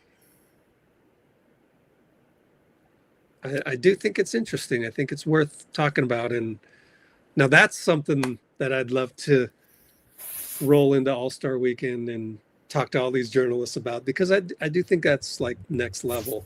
There's always the Steph Curry GOAT debate. I worry about comparing at that point in time, but I think it's a positive comparison. Like we're talking about, like me and Bruce would still pick Michael Jordan to save the planet. But maybe Michael Jordan was changing a little bit. Size, you know, maybe Michael Jordan was what? If Michael Jordan was Steph's size, his frame, his physical frame, Oh, Have you see, yeah. So that's a good debate, yeah. and I think that's also a good, comparison that where you're not the joy hasn't been thieved, the thief of joy, like Moses says. The joy hasn't been stolen. I think you can still have joy in that comparison. Oddly Yeah, enough. it's not even a comparison. It's just a contemplation. You know? Okay. Oh, there you Yeah. go. Yeah. Contemplation. Yeah. Okay. Well, anyways, I like it. I like that one, and I like how you and Bruce, basically bringing up, hey, maybe it's time to kind of make a hard right or hard left with this cargo ship, and it would be shocking to me to do that because we know how Steve operates, and I asked Bruce in the comments, how would you implement Zubats in the split action stuff? And yeah, maybe you could. It should be interesting. And so this is one of those where, just like the Steph greatest of all time debate that you also brought up, that I want to go to All-Star Weekend. I would love for you to join me, hop in the car, we'll go drive around, and we'll go talk to we'll go run Chris Haynes' open gym. And I hope I got to find a gym, and I got to hope that he's okay with me doing that again. And we got to ask all these reporters what they think, and one of them could be, you know, but by then it's All-Star Weekend, so we would have figured it out. But then we can do it retrospect. We can go, should the Warriors have traded for Zubats, or maybe they did? Shouldn't they have done that? Or you know, so How I did we like get the fact that Giannis? we're Yeah, thinking out of I the love box. it. Yeah. Um, Amy, I'm so not a terrible driver. I have to tell you, Rich. I mean, God, I hope I don't crash tomorrow. But you know what I mean. I've been because I didn't drive for the last time I drove was like 2019, and I got oh, in the car wow. and it was okay, man. Oh, I good couldn't for believe you. it. But I drive the speed limit, and honestly, Oh, those take it things safe. work. Take Those it safe. things work. The speed limit gives you enough time to react on the road that you're Oh, on. I gotcha. Yeah, Yeah. So drive the speed yeah. limit, ladies and gentlemen. But No, I got in a car accident in July. It yeah. was my fault. Oh, I'm so glad you're And, okay, man. I'm so glad you're okay. yeah, and I, I'm glad the other person is okay, because of course, could have yes, been yes. worse. But no, I was actually pretty slow, pretty safe. It's just I was tunnel visioned, and the intersection was so weird. I think I explained it. What Hmm. that there was like one, two, three streets. It's a weird intersection, and then you make a right and you got to make a left. So I thought I had to get to the far lane, and that lane is coming from a freeway. And Oh, I hate those. Oh trust my me, God. the person that I mean, I the ran on into, ramps are even worse, but I know what you mean. the person that I ran into, I believe she was going too fast. However, the insurance agent said, I know, but technically it's your fault and there's no way for you to get out of it. The law says she established the lane. Hmm. You are changing lanes. She may be going too fast, Yeah. but you're the one that has not established the lane. So that's another piece of advice. Speed limit, says Dean, and Rich will say, now, look, I don't know about exact speed limit, but up to 5 miles an hour beyond that seems to be, in my experience, really, the limit of safe. But also try to stay in your lane. that that is a good Oh, yeah. barometer, for a good guide for you to lessen the risk of getting in an accident, is to just don't change lanes as much. So that's my experience. But yeah, Bruce, yeah, I'm liking your Zubats idea more and more. He says, just so we go the full, cover all bases with Zubats, says Bruce, Draymond can play the four and he can roam. Zubats helps with guys like Jokic. Cool, bro. I'm liking it more and more. I don't know how to pull it off, but maybe it's just Kaminga for Zubats straight up later on. And then Bruce has a funny comment that probably doesn't need to be said on a podcast. Yeah, we'll just read it on YouTube and laugh and just kind of go, ew. But I have to tell you, me and Rich driving together, talking basketball, listening to the cool radio of LA. Oh, you can definitely radio out here in LA. We would still be friends for sure. We'd be even closer. Absolutely. And you would definitely make sure I'd be driving slow. So yeah. No, I'd be driving. No, you're not driving. No, I can't take that risk. No. If it's my car, I drive professionally. If I drive down there with my car, there's no one that can drive my car except for me. You're not driving your car. I'm driving my car and pay for the gas. Okay. Well, I don't want to take any risks. And I looked it up. If someone else is driving my car and they screw up, then it's my fault. Oh, you got to put them on your insurance. You have to, first and foremost. Never let anyone drive your car unless they're. Yeah, but you can do the. Even if they are under my insurance and then they screw up, that goes as a point on me. I've already got a point. I know. I can't afford another one. So, anyway. Fair enough. Clippers with. We're not. We'll figure it out. You're a comedian, Bruce. I don't know. You should do stand up. Okay, so honestly though, let's be real. With Zubats, here's the reason why you don't do that. He's $19-20 million, right? Mm-hmm. At some point, is he really going to finish games? I mean, look, yes. Not with Kerr. Against Jokic. Kerr's not going to trust him that way. Well, no, I mean, the rest of the league is getting faster and faster. Other than the Nuggets, you could have Zubats on Jokic the whole game. Okay. Other than that, when would you do it? You don't even need to do it against the Sixers. Like, Joel is not the same Joel on that one. And they're in the East. Like, at some point, I just envision Zubats getting run off the floor. We're so fast. Would he help with Wemby?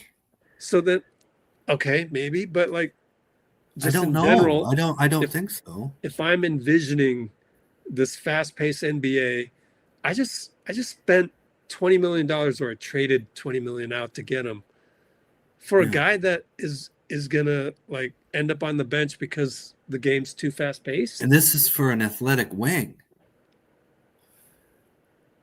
Yeah. Yeah, I said earlier when Bruce. I mean, he's good, but at least get another athletic wing back. Yeah. But Bruce didn't Bruce suggest Kawhi? but that's another. He makes too much. We'd have to. I already did the math for Giannis. We cannot. Oh, covering all bases. Hey, what's up, Amy? So I looked at Giannis. We can look at the cap sheet for Milwaukee. He's $54 million. And I did a poll today. I don't think Steph would want Draymond traded for Giannis. What do you think, Dean? Oh, yes. It's Giannis. We're it's putting Giannis? Jimmy? No. To avoid going the Jimmy route, because... No, sorry. We're putting Giannis next to Jimmy with some shooters around him and Steph for Draymond and JK? And Buddy or whatever? And picks. 50. Yes. Steph would approve of that? Yes. It's Giannis. I don't know that Steph would approve of that. Oh. I love Draymond. I don't think if Draymond gets traded for Giannis, he would say yes to it. Come on. Dean, I don't think it's as easy as you say. I could be wrong. It's not easy, but it's right, though. Maybe I'm missing something, but do you recall the crunch time pick and roll with Draymond and Steph? It is the most beautiful pick and roll in the history of the NBA. I don't know that you can just easily do that. Am I going to get the same pick and roll with Giannis? Granted, Look it's at what forceful. Jimmy did with Bam. Now you have Steph running off ball. Oh, now you're gonna take the ball away from Steph? Yeah, he plays off ball all the time. He's best off without the ball in his hands. No, he's not. No, when we close games, it's Steph and Draymond pick and roll. Hello, Well, you're looking at me it's like that's Giannis, man. You can't stop Steph and Giannis going to the hoop, you're Steph shooting making an threes, assumption. and Have you Jimmy really? with two other shooters out there. I'm envisioning a pick and roll of Draymond and Steph, same old Are that you we putting Giannis as think the pick think center? thing of beauty. We're doing it, bro. Sorry. No. Dean, you're not letting me finish. I'm saying, sorry. are you sure Yes. you're going to get as pretty a pick and roll with Draymond and Steph as you would with Giannis? You don't have to guard Draymond. It's a totally both Giannis and Steph are getting double teamed. It's not that. It's the way Draymond passes and sets the screen. Giannis is an incredible passer, and he's a bigger screener than Draymond. I don't know about the incredible passer part. Doesn't he average like 8 assists a game? But I have not watched Giannis. And he's a DPOY, and he's averaging like 30 points a game. We're trading. I get the defense part. I get that. I love Draymond. I would not trade him for anyone other than an MVP. Seriously. But if it's Giannis, yes. I'm just that one specific thing to close a game.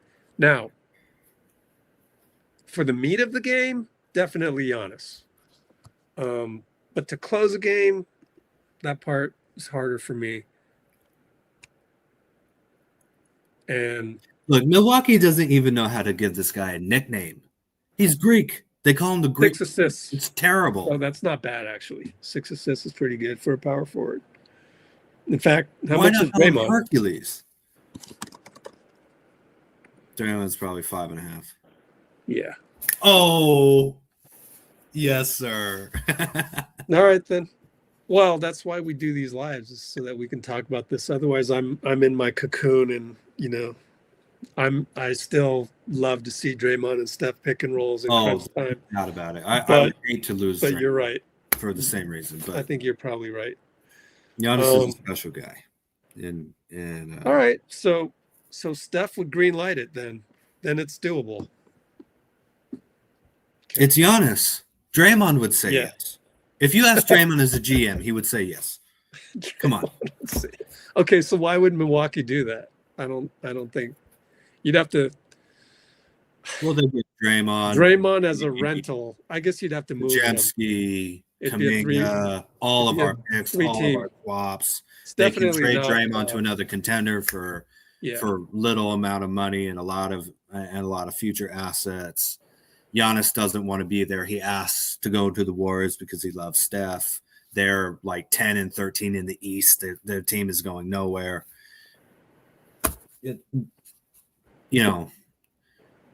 It's unlikely that he's going to go to another team with better teammates, that has more of a chance of winning a championship, that has more assets, that has championship level players.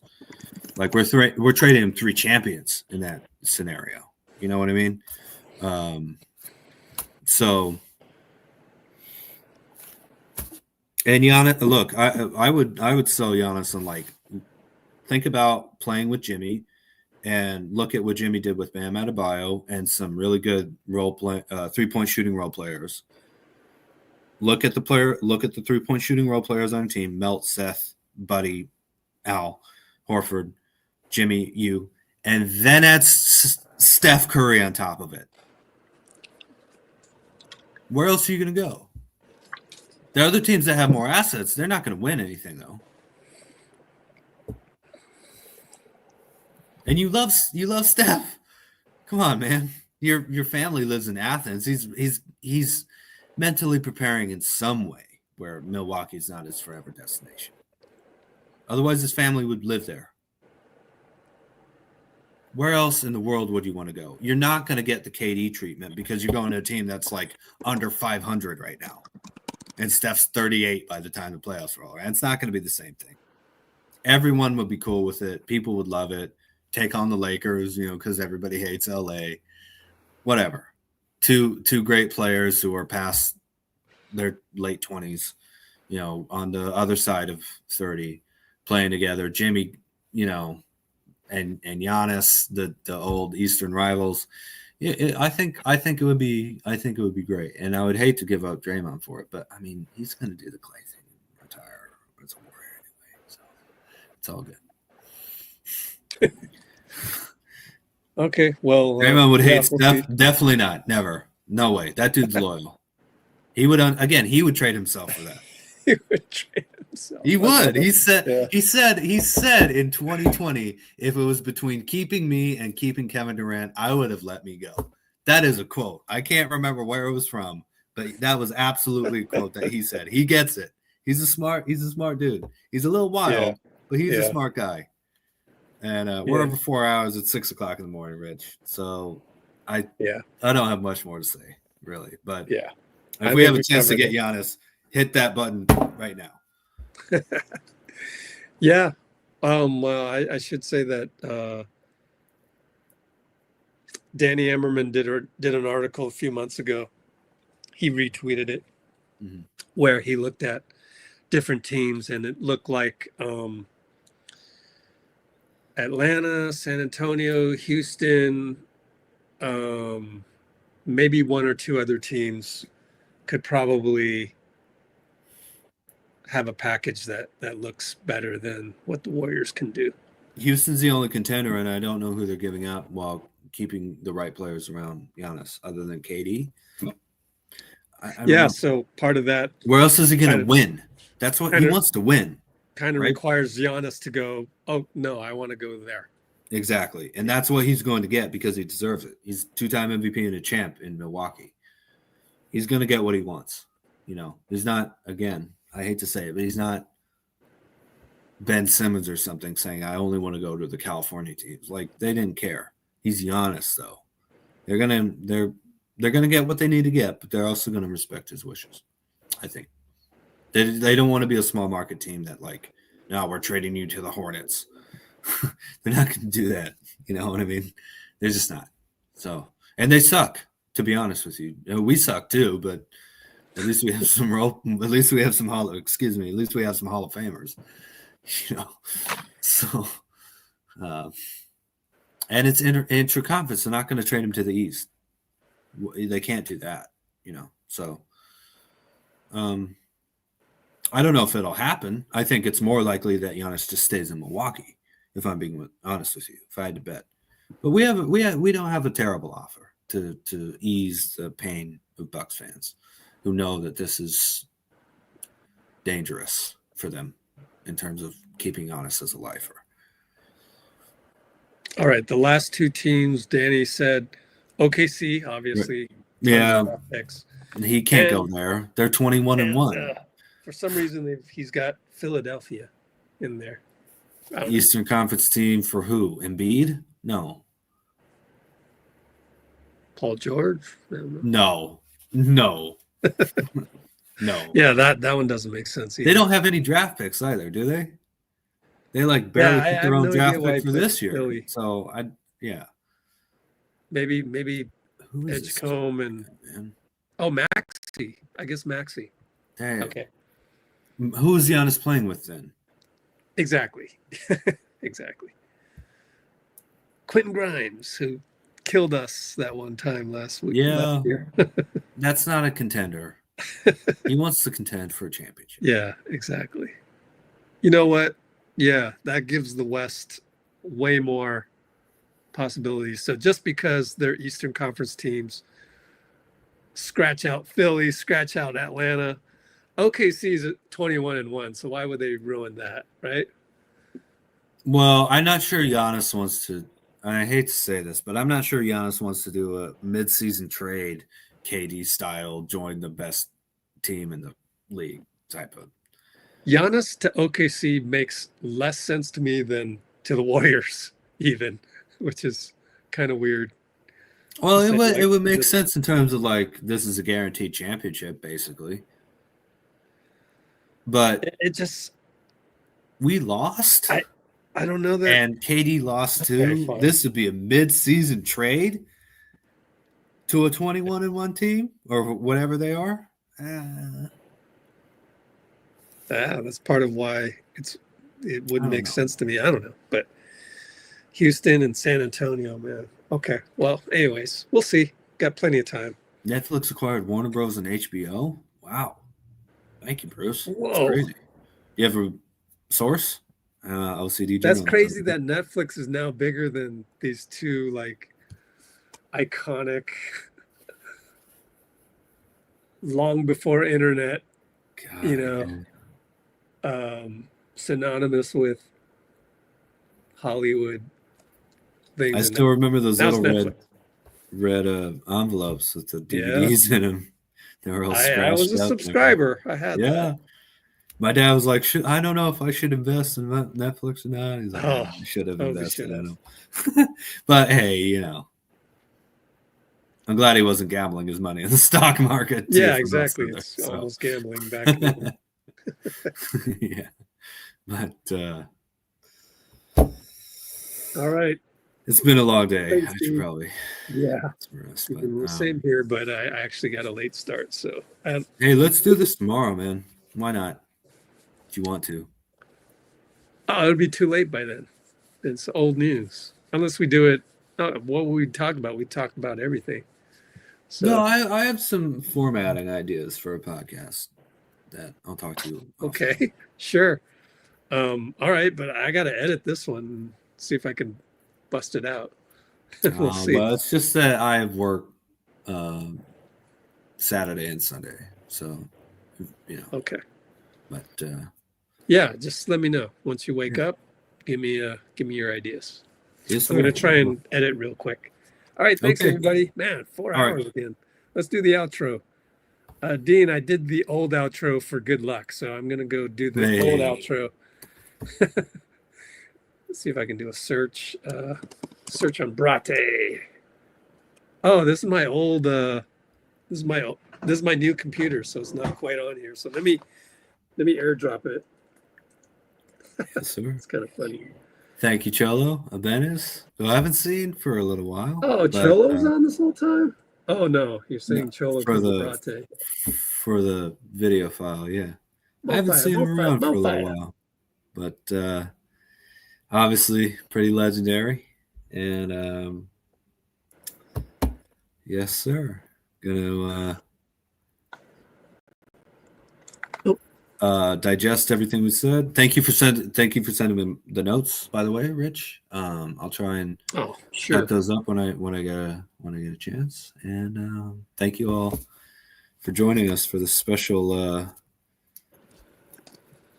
night owl catching the early worm, I guess, type of broadcast. It's been fun. I just got to figure out how to get this. Oh, there we are. Brate time.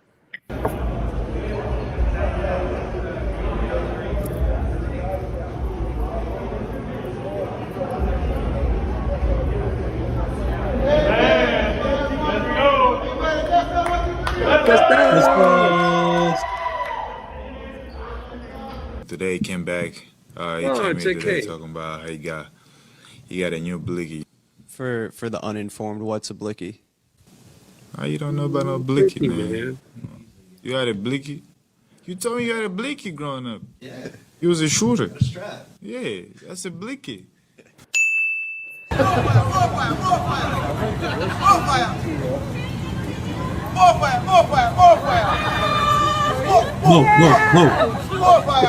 fire! All right, Brate. Thanks, Dean. See you, everybody. Next live, the game, Cleveland. Or maybe me and Dean tomorrow. Who knows? Or today.